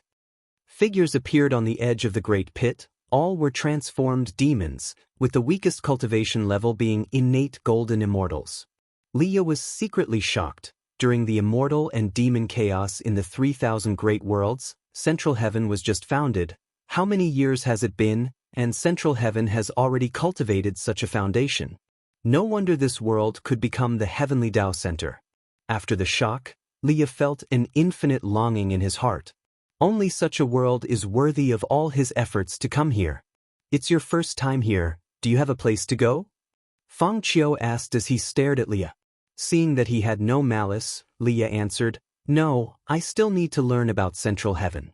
For some reason, Liya inexplicably felt a good impression of Feng Qiu. He now understood that Feng Qiu's figure was too much like his junior brother Gu. He even suspected that junior brother Gu was in Central Heaven and this demon had transformed by imitating junior brother Gu's image. Thus, he decided to spend some time with Feng Qiu. Feng Qiu immediately extended an invitation and said, "Why not come to my mountain and sit for a while?" "Thank you for the invitation, fellow Taoist." Liya smiled, raised his hand and saluted Feng Qiu. His ascension was naturally noticed by Guan. Far away in the Taoist field of the beginningless, Guan heard Liya's heartfelt voice and secretly admired senior brother Li for being smart. He had guessed it correctly. However, it's a pity that such a guess will soon be abandoned by Liya. After talking with Feng Qiu, Liya learned that Feng Qiu's transformation did not reference anyone, and Feng Qiu had no master, forcing him to abandon this speculation. It seems to be a coincidence. Perhaps he missed junior brother Gu too much, which is why such speculation arose. Thinking about it carefully, the image of junior brother Gu in his mind had already become blurred. Meeting Feng Qiu after his ascension was not a good thing for Li Ya. The reason Feng Qiu invited him was due to hidden ambitions. Feng Qiu wanted to learn about other realms, and later there would be conflicts, even enmity, between the two, marking Li Ya's first tribulation upon arriving in Central Heaven. Gu would not intervene because Li Ya would be able to escape unharmed. As for Feng Qiu, he wouldn't care either, as he and Feng Qiu had only met once, with no relationship between them. Throughout the long years, Gu had touched and seen countless beings. Very few of them had walked into his heart. Li Ya's arrival indicated that the heavenly Tao had opened the path of ascension from the 3,000 great worlds to Central Heaven. Ascenders experienced the red dust and were deeply shrewd. They would intensify the development of Central Heaven, making the situation in Central Heaven even more chaotic. The immortal gods, who oversaw Central Heaven, established a court in the heavens. They looked down upon the evolution of all worldly matters, finding the actions of the Ascenders merely amusing. The heavenly Tao also had requirements for the Ascenders. It would not allow an existence that could disrupt the balance of Central Heaven to ascend. Therefore, Ascenders could influence Central Heaven but could not dominate its affairs. Even when on the same realm, the beings of Central Heaven could still distance themselves from the Ascenders, making them recognize reality and the difference between immortals and mortals. Every year, Central Heaven would see the birth of talented individuals and Heaven's proud sons appearing out of nowhere, proclaiming their might. Those ambitious Ascenders would suffer repeated setbacks, beginning to reign in their arrogant hearts. Autumn rain drizzled down, and the mountain forest drenched by the rain-emitted mist. Gu sat in a small pavilion halfway up the mountain, appreciating the rain, with fine wine and flower fruits arranged on the table, prepared by the ghost mother of ephemera. A figure passed by on the mountain path outside the courtyard, suddenly stopping and turning to look at Gu. This person was precisely Wuxia. Since arriving in Central Heaven, Wuxia had not stopped cultivating. His cultivation level rose rapidly and was already close to reaching the heaven-balancing golden immortal realm. He was still the most dazzling disciple within the beginningless. Wuxia looked at Gu inside the pavilion, recalling the words he once said to him. "Am I really that boring?" Wuxia had more than once doubted himself in this way, reflecting that apart from cultivation, he indeed had no other interests. Communicating with fellow disciples, they only talked about cultivation. He used to think cultivation was most important, but after arriving in Central Heaven, his views had somewhat shifted. Cultivation was indeed important, but the path of cultivation was never just about solitary retreat. Especially after the ancestor asked them to adapt to mortal identities, more and more disciples began to find new paths to enlightenment. Laboring in the fields allowed one to observe the Tao of the earth. Chopping trees and building houses allowed one to hear the Tao of feng shui from all directions. Painting landscapes allowed one to appreciate the Tao of life in all things. In recent years, Wuxia also thought about what kind of mortal identity he should assume. He passed by here not because he was heading for the ancestor, for in truth, no one in the dojo could capture the ancestor's aura and cause and effect. He just happened to be passing by. However, upon seeing the ancestor's figure, he suddenly wanted to chat with the ancestor and ask for guidance. The ancestor seemed to have no opinion of him, only that he wasn't interesting enough. If he had doubts and actively asked the ancestor might not refuse, right? As Wuxia hesitated, Guen's voice came through. "If you want to ask, then come on." Wuxia was shocked. How could his thoughts be guessed? But thinking of the legends about the ancestor, he quickly became relieved. The ancestor was an existence even more formidable than immortal gods. Seeing through people's hearts was nothing extraordinary. Wuxia immediately walked to the small pavilion, directly to Guen's side, and bowed. "Sit down." Guen looked at Wuxia and showed a kindly smile. Wuxia was also moved by his smile and completely eased his burden. Before Wuxia could speak, Guen took a book from his bosom and placed it in front of him. Wuxia unconsciously took a closer look and read the title aloud, "Journey to the West? Since the weather is pleasant, you may as well take a look first." Hearing Guen's words, Wuxia immediately picked up journey to the west. He had long heard that the ancestor enjoyed reading books, not scripture but mundane books, and he had tried to read them but could not calm his mind. This time, as Wuxia opened journey to the west, he felt an inexplicable peace in his heart, none of the previous impatience, and quickly got absorbed in its content with a quiet mind. After Wuxia finished this book, Guan took out another one. Without asking, Wuxia picked it up and read. So it went repeatedly. Guan kept changing books, and Wuxia kept reading diligently, just at an incredibly fast pace. The autumn rain continued, and white streaks of lightning appeared in the thunderclouds at the horizon, illuminating distant mountains, with red light seeming to flash at the edge of the world. Guan turned his head to look, muttering softly to himself. In the end, couldn't refrain, could he? He saw the Celestial Emperor descending into the mortal world. The Celestial Emperor came to Central Heaven not to plot the Celestial Dao destiny, but rather, he was coming for him. The Celestial Emperor seemed to have calculated that Guan would come to Central Heaven. If you find any errors, ads pop up, ads redirect, broken links, non-standard content, etc., please let us know reports so we can fix it as soon as possible. Chapter 909. Anticipation regarding the descent of the Celestial Emperor. Guan did not take it too seriously. Before his sainthood, he wanted to compete with the Celestial Emperor, but after becoming a saint, this thought faded.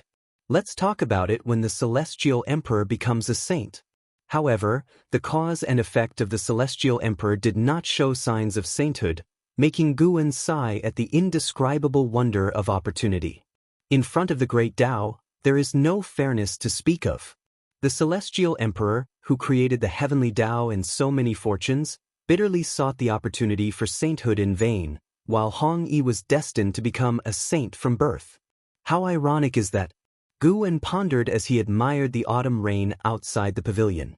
This rain reminded him of the scenes in the profound valley of the Supreme Sect, becoming increasingly vivid in his mind, bringing a smile to his lips. Until dusk, Guan finally looked at Wuxia and opened his mouth. How do you feel? Wuxia came back to his senses, looked up at Guan, and could not help but smile. He had read books before, but they were all books on cultivation.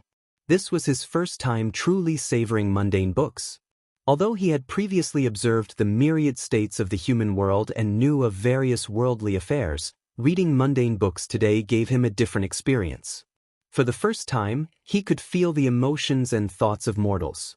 Previously, he couldn't calm his heart, but today he was inexplicably at peace, knowing that this was definitely not a coincidence. It must be the doings of the ancestral master. Wuxia's eyes showed gratitude. He suppressed his excitement and said, I think I have found the answer. Having read so many books, he became interested in the identities of some protagonists and also wanted to experience their lives. Then let's head back, Guan said with a smile. Upon hearing this, Wuxia immediately stood up, bowed to him, and then turned to leave. The rain had stopped, and as he walked on the muddy mountain road, he suddenly realized something and paused to turn his head back.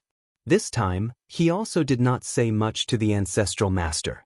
After mustering the courage today to chat with the ancestral master, he was excited, but from the ancestral master's perspective, he did not bring any amusement today. It seems I really am an uninteresting person. Wuxia gave a wry smile, not feeling disappointed, and quickly left. The everyday lives depicted in the books gave him many insights, sparking interests beyond cultivation. Sitting in the pavilion, Guan instead felt that Wuxia had become lively. Although Wuxia considered himself uninteresting, it made him appear intriguing. Of course, Guan only found Wuxia to be somewhat interesting. It wasn't enough for him to always keep Wuxia around. Moreover, he was the ancestral master. How could he actively seek out disciples to play with? Su Han could often accompany him because Su Han was proactive enough. Guan stood up and walked out of the courtyard. The wine jars on the table would naturally be tidied by someone else. The night quickly descended, with stars lighting up one by one across the night sky, adorning the galaxy. Central Heaven's night was utterly beautiful, often graced by the sight of meteors streaking across. The descent of the Celestial Emperor did not stir up any commotion in the human world. No human or immortal knew he had come. In the years that followed, when immortal gods and outer heaven great powers preached, they began to praise the celestial court, allowing the celestial court to formally enter the hearts of the living beings in central heaven. Meanwhile, countless demon race forces emerged between heaven and earth, with powerful beings occupying territories as kings, rallying under the banner of demons. Influenced by the Ascender's instigation, the concept of conquest began to spread. 1,000,000 years later, central heaven entered an era of conquest, where seizing land and expanding territory became the ambition of various demon kings, leaving fewer and fewer pure lands in the human world. One great power, while preaching, said that whoever could unify the demon race would achieve great merit and rank in the immortal class. Upon hearing this, all living beings were inspired. Regardless of cultivation level, everyone was fueled with ambition, even leading to numerous incidents of demon kings being betrayed by their subordinates. Under the Tunken, barren mountains stretched for thousands of miles. At a glance, green was rare, displaying only a desolate landscape. On a cliff, he, dressed in black, carried a treasure sword on his shoulder, with a straw in his mouth, strolling leisurely. Disheveled and with long hair casually tied at the back, he resembled a wanderer of the wilds. Leo was contemplating which holy land to visit next. Ever since he freed himself from Feng Qiu, he began traveling the world, having recently attended a preaching session. Central heaven indeed had many profound great powers. It was said that the great power who preached came from outer heaven, and the Tao he preached was something Leo had never heard of in the 3,000 great worlds. It was incredibly profound, benefiting him greatly. Coupled with the nature's spiritual energy and natural great Tao of central heaven, he believed that spending the same amount of time in cultivation would yield far greater achievements here, making him immensely look forward to the future. Once he attained Tao and immortality, he wanted to return to the celestial spirit great world to have his fathers see what a true immortal truly was. As Leo pondered, he suddenly noticed something and squinted, only to see a figure approaching at the end of the cliff. It was a woman in white, possessing an immortal aura and peerless beauty, yet her expression was aloof, as if she did not partake in worldly affairs, akin to a female immortal. The visitor was none other than Hong Yi. Since parting with Guan, Hong Yi had been in closed cultivation, never summoning Guan even when the 10,000-year period arrived. Not long ago, she found the opportunity to break through to become a heaven-opening Daluo immortal. Aware that her upcoming crossing the tribulation would be earth-shattering, she intentionally suppressed it, preparing to find a secluded place to undergo the tribulation. She was not in a hurry. If she couldn't find such a place, she would summon Guan, believing that he would protect her. When Leo looked at her, she paid him no mind. In her eyes, an innate golden immortal was no different than an ant. Neither stopped, maintaining their pace forward. Even as they passed each other, they did not pause. For some reason, once Leo was sure the other party had no intention of acting, he felt a sense of relief. His intuition told him that this woman's cultivation level was unfathomable and not to be provoked. There are indeed many great powers in central heaven. Even junior brother Gu would act cautiously here, wouldn't he? Thinking this, Leo became even more convinced that Guan would come to central heaven, as it had already displayed the destiny and foundation as the center of the heavenly Tao. From this brief meeting, even though they exchanged no words, Hong Yi's elegance left a deep impression in Li Ya's mind. He had a premonition that when he became a top-tier expert in the world, he and this woman would often cross paths. This filled Li Ya with anticipation. His favorite thing was rising from weakness. Coming to central heaven, he once again became small and without reputation, but it filled him with fighting spirit. Unbeknownst to him, Hong equally had no reputation. When he was an innate golden immortal, Hong Yi had not been born yet. As Hong Yi was about to surpass the Taiqing golden immortal, he still remained an innate golden immortal. Meanwhile, on the other side of the human world, in the coastal mountain woodlands, a forest lay slanted and askew, with even smoke and scorched remnants lingering. Zooming in to see, there was a man lying in the pile of scorched wood. His robe had turned into strips, revealing bronze skin underneath. He looked at the sky, expression tense. Why hasn't my body recovered yet? Martial Resolution thought to himself, gritting his teeth, feeling uneasy, fearing that demons would approach, for he could feel the dense demon chi in this area, sending shivers down his spine. If you find any errors, ads pop up, ads redirect, broken links, non-standard content, etc., please let us know reports so we can fix it as soon as possible. Chapter 9-10. The Birth of the Human Race. Martial Resolution struggled to calm his mind and steady himself. He began to wonder about the origins of this world. Having traveled through the 3,000 great worlds, he was unfortunately swept into a space-time turbulence while contesting for a supreme treasure. When he awoke, he found himself in this place. It had been many years since he left the celestial spirit great world, and despite having visited many realms, he was still shocked by the spiritual energy of this world. What on earth is this place? Martial Resolution sensed the dense demon chi from all directions and suspected he had arrived in a domain ruled by the demon race. Among all the 3,000 great worlds, there aren't many where the demon race reigns supreme. Suddenly, a fierce wind howled, stirring dust and acrid smoke, making his vision blurry and heightening his tension. When his vision cleared, he was taken aback. He saw a four-winged yellow dragon flying overhead. Its huge body couldn't be concealed by the sea of clouds, and an overwhelming aura descended, making him feel suffocated. Even as a heaven-encompassing free immortal who had endured countless trials, Martial Resolution felt so insignificant in front of this dragon. The other could crush him effortlessly with a single claw. The most terrifying thing was that someone stood atop this dragon's head. Although the person appeared small next to the four-winged demon dragon, their aura was so formidable that Martial Resolution couldn't ignore it.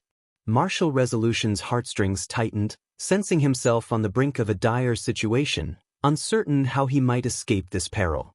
However, the Taoist atop the four-winged demon dragon merely glanced at Martial Resolution and did not command his mount to stop, nor did he make any move or utter any word towards Martial Resolution. Even after the four-winged demon dragon disappeared into the horizon, the look from the Taoist lingered in Martial Resolution's mind. What kind of gaze was that? Apathetic, devoid of any emotional color, unconcerned with his presence or condition. Such indifference was as if looking at a mere insect. No, even less than an insect. As if regarding the flowers and grass by the roadside.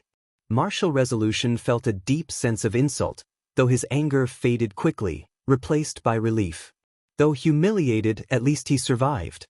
He suddenly realized that this world was different from any he had visited before.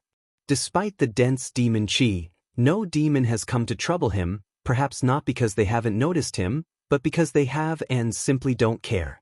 Thinking of this, Martial Resolution's composure returned, and he began to anticipate the sights that lay ahead. Not until a full day and night passed did Martial Resolution return to his normal state. When dawn broke, he leapt into the air, proceeding with caution. He flew towards the direction with the most living auras. That direction held not only demon chi but other energies, even containing immortal chi. His instinct told him that flying that way, great opportunities awaited. Guan, while picking medicinal herbs, watched Martial Resolution as he went to listen to the Tao. He still missed this old friend. In the past, when he was yet weak, he became acquainted with Martial Resolution. At that time, both were nobodies in the Supreme Sect. Martial Resolution's intense grief and sorrow could strangely prolong his lifespan, aiding him to reach his current heights. Martial Resolution's arrival in Central Heaven was naturally orchestrated by Gu, and Central Heaven would eventually become the ultimate destination for cultivators of the 3,000 great worlds. Guan merely helped Martial Resolution arrive early. Without his intervention, Martial Resolution would have been torn to ashes by space-time turbulence. Now, when Guan looked at Martial Resolution, he perceived many things. Martial Resolution's soul contained a true meaning of the Great Tao. Although it was far from Hong Yi's creation, this true meaning of the Great Tao could aid Martial Resolution to travel further.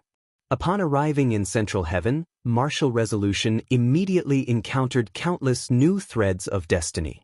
Guan quietly extinguished some of the destiny lines that ended prematurely, so that when Martial Resolution faced choices in the future, he would be inexplicably led to make different decisions and avoid early demise.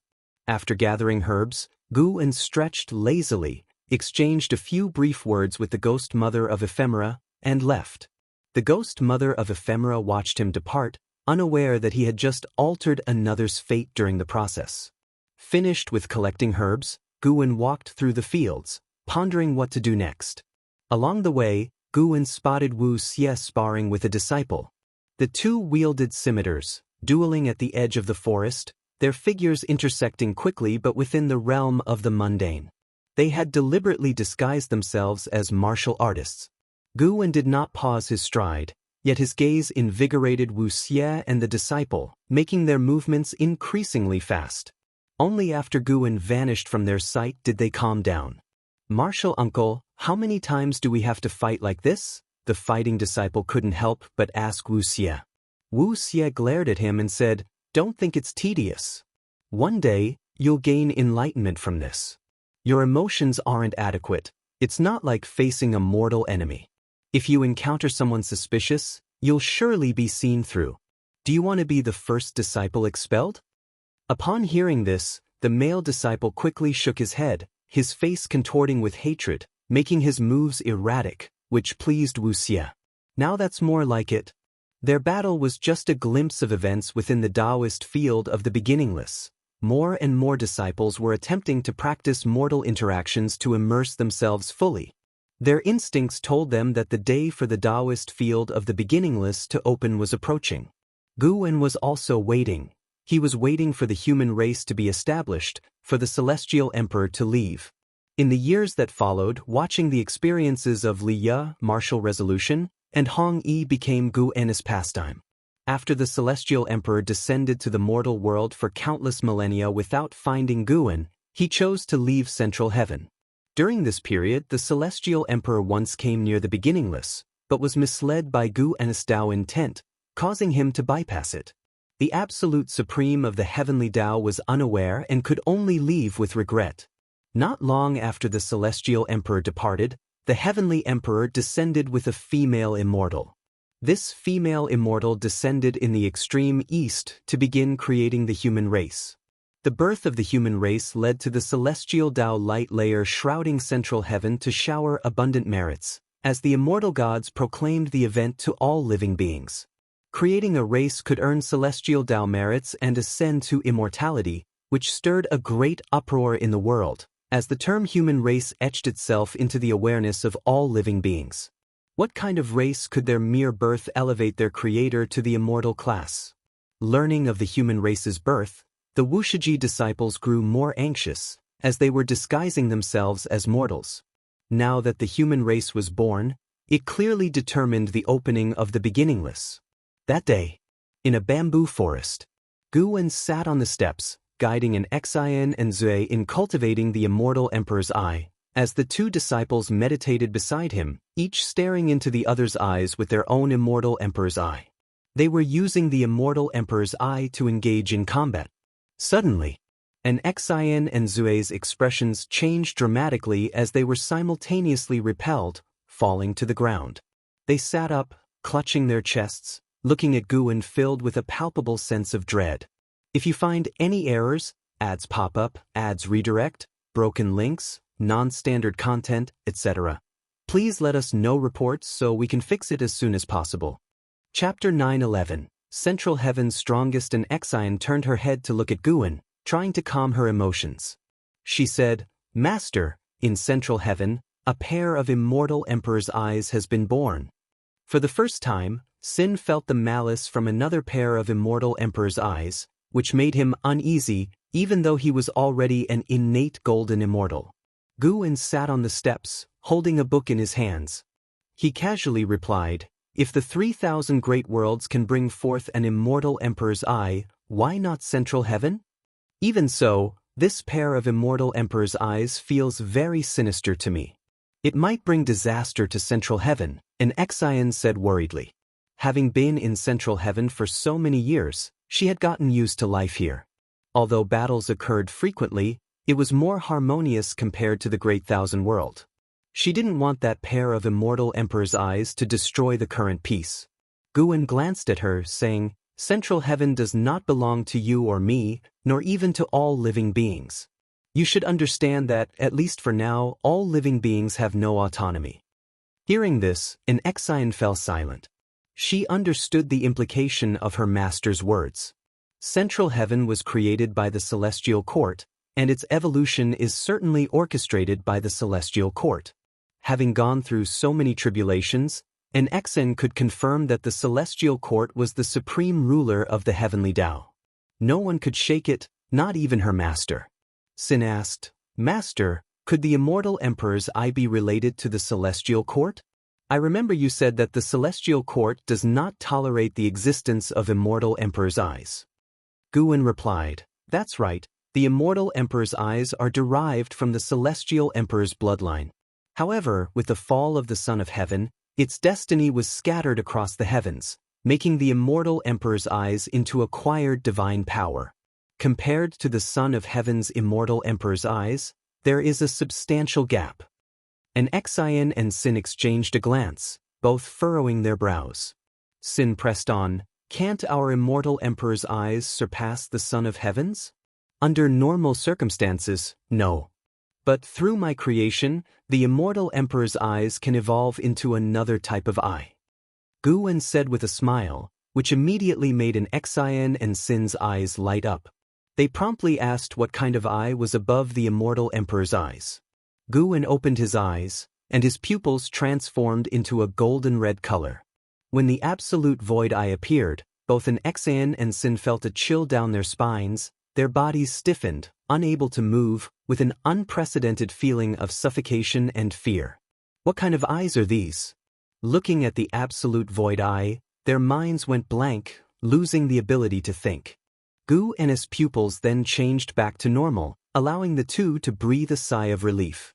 Though it was just an instant, the absolute void eye made them feel like they'd walked on the edge of death, unforgettable and leaving them in shock. This is the absolute void eye. Its marvels beyond your imagination. It will take you a long time of effort to master it. Guwen cast his glance on the book in his hands, giving a brief introduction to the absolute void eye. His eyes had already evolved into the extreme demon and immortal pupil, but he could freely transform into the immortal emperor's eye or the absolute void eye, retaining the abilities of both. Absolute void eye. An Xian murmured the name, her eyes filled with excitement. Having studied the immortal emperor's eyes for so many years, she always felt that this divine skill had no upper limit.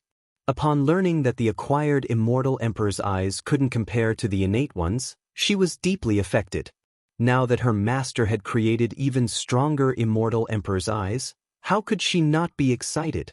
Do the celestial emperor and the sons of heaven possess the absolute void eye? Xin asked nervously. Gu and his lips curled up, answering, "Only I have mastered it." Xin became immediately excited, even clenching his fists. An Xian, however, thought of a question. She couldn't help but ask, "Master, are your immortal emperor's eyes innate or acquired?" Hearing this, Xin also looked curiously at Guwen. Guwen rolled his eyes, responding in exasperation, "I'm no son of heaven. I can be called a fellow Taoist with the celestial emperor." Xin stared, asking, "If that's the case, why do you hide here, and why dare those immortal gods attack you? Because I'm boasting, must you ask so persistently? Can't you give your master a little dignity?" Guwen huffed, causing Xin to scratch his head awkwardly. An Xian didn't think too much about it. She asked Guwen, "Master, to what realm must I cultivate to practice the absolute void eye?" "Reach Dao Extreme Daoyuo Immortal first, and we'll see." Guwen said casually, his words like a cold bucket of water dousing their excitement. An Xian and Xin exchanged a look, then each sat down in meditation, continuing their cultivation. They no longer used the immortal emperor's eyes to spar but recalled the sensations that the absolute void eye had brought them. "When I master the absolute void eye, perhaps I'll be able to catch up with master, at least glimpse his realm." An Xian thought, her heart filled with determination. She admired and respected master the most, and catching up with him was her greatest wish. For this, she would remain unwavering, not confused, nor swayed by others or affairs. Xin, on the other hand, did not think that deeply. He simply desired the power of the absolute void eye. An Xian and Sin's premonition was correct. Thousands of years later, while the living beings of the world were still vying for dominance, the immortal emperor's eye emerged out of nowhere. This pair of eyes consumed the mana of living beings, rapidly growing stronger, causing fear among all. The immortal emperor's eye originated from the human race. Shortly after their emergence, they struck terror into all beings, casting a shadow over this land. As dusk fell upon the world, the hills and fields were covered with red flowers. Martial Resolution walked through the sea of flowers, captivated by the breathtaking scenery surrounding him. The spiritual energy here is so unique. Martial Resolution muttered to himself, his steps never ceasing. He had been in Central Heaven for some time. He had listened to great powers preaching, and upon hearing that he had arrived at the future Heavenly Tao Center, he was thrilled, seeing it as a massive opportunity. Perhaps when he returned to the 3,000 Great Worlds, he would surpass all his old acquaintances, including that once unrecognizable old friend. For this reason, he aimed to grow stronger, seizing every chance. This time, he had come to this place seeking an ancient true immortal. It was said that an immortal god lived in this area, holding a high position in the celestial court, having given many sermons in Central Heaven, with his sacred name widely celebrated. This immortal was known as the white-haired ancestor. Rumor had it that the white-haired ancestor was waiting for a destined person. If chosen, they would be taken as an inheriting disciple and could eventually be ranked among the immortal class. Martial Resolution had no great desire for immortality. He simply wanted to become stronger. And the white-haired ancestor was the strongest individual he had heard of thus far. Filled with anticipation, Martial Resolution quickened his pace. Just then, an aura approached rapidly from behind, startling Martial Resolution to turn and look. He saw a figure clad in white continuously appearing closer, arousing his vigilance. Judging by the other's aura, their cultivation level was not inferior to his.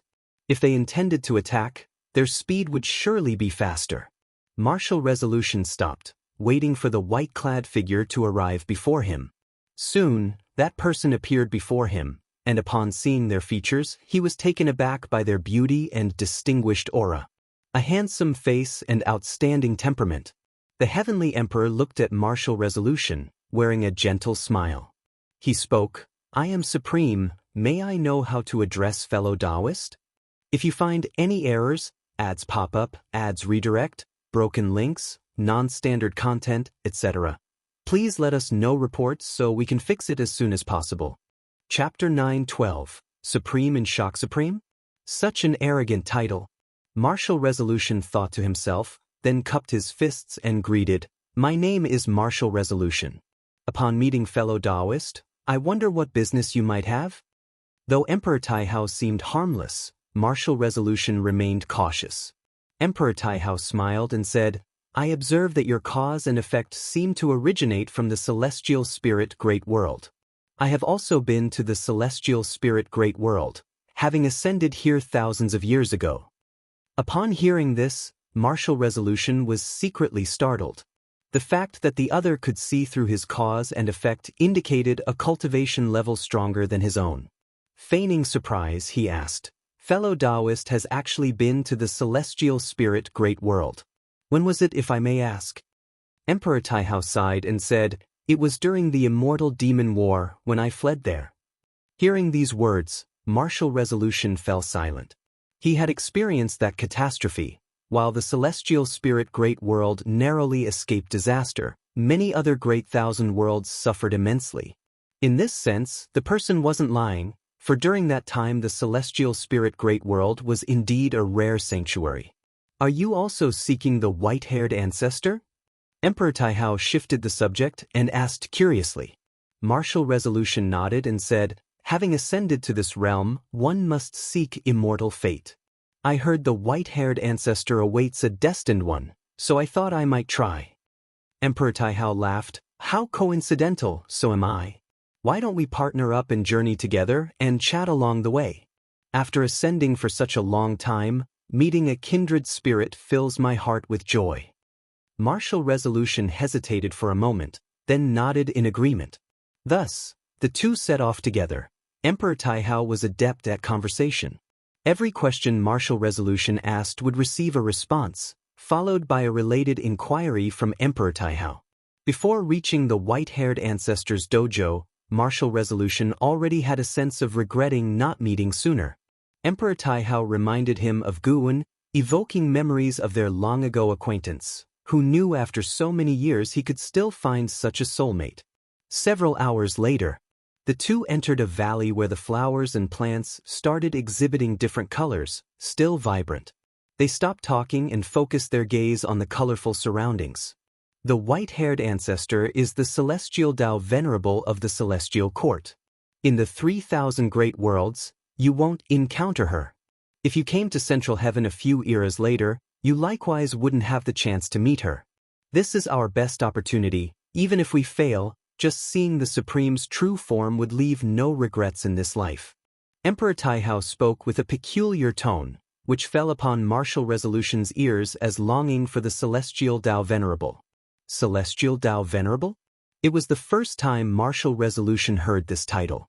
To be named Supreme must mean this white-haired ancestor holds a high status in the celestial court, perhaps comparable to the ancestor Master Wuxi's status in the celestial spirit great world. The ancestor of the immortals sounds immensely powerful. Martial Resolution's gaze became passionate. If he could obtain the white-haired ancestor's inheritance, he could surely achieve enlightenment and fulfill all his prior desires. Meanwhile, at the top of a nearby mountain, Guwen, clad in an azure robe, was gazing down upon them. Neither Martial Resolution, nor Emperor Taihao, nor the white-haired ancestor hidden in the depths of the valley sensed Guwen's presence. As long as Guwen wished, they wouldn't see him even if standing right before him. Guwen looked at Emperor Taihao with some pity in his heart. This son of heaven, possessing the greatest talent, would die in Central Heaven.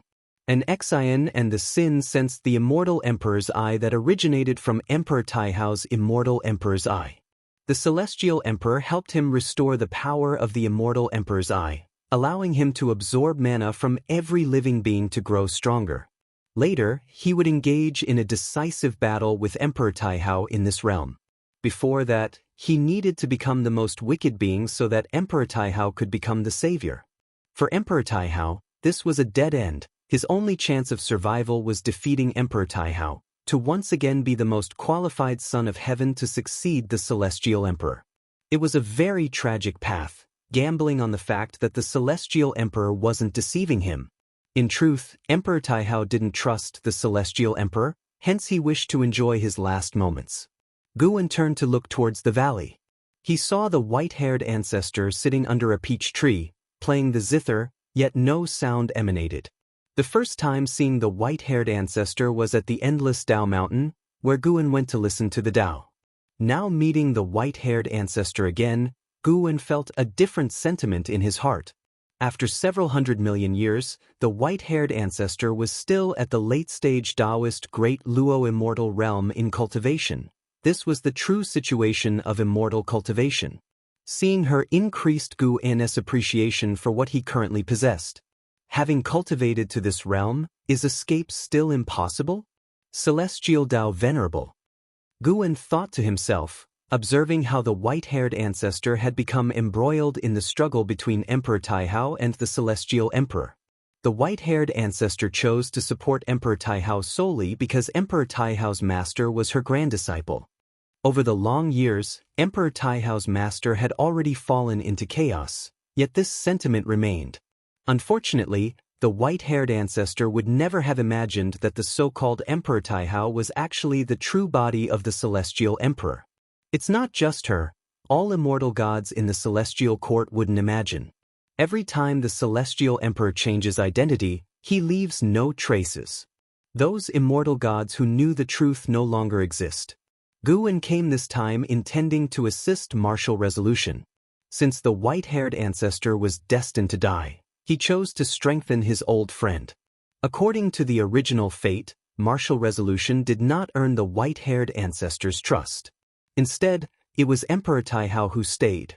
Many years later, when martial resolution, along with great powers worldwide, campaigned against the human race led by Emperor Taihao, seeing him again shocked martial resolution.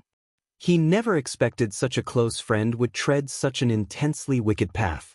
Under Gu Ennis' watchful eyes, martial resolution and Emperor Taihao entered the valley and met the white-haired ancestor. Facing this celestial Dao venerable, martial resolution was quite nervous, whereas Emperor Taihao appeared very composed. The white-haired ancestor was indeed waiting for Emperor Taihao. However, since martial resolution came, she symbolically issued a test, asking both to comprehend a great cauldron. Gu En silently aided martial resolution with Dao intent, enabling him to first comprehend the secret technique within the cauldron, surprising the white-haired ancestor. Though surprised inwardly, the white-haired ancestor remained outwardly calm, as if she had predicted this outcome. Before Emperor Taihao awoke, she accepted martial resolution as a disciple.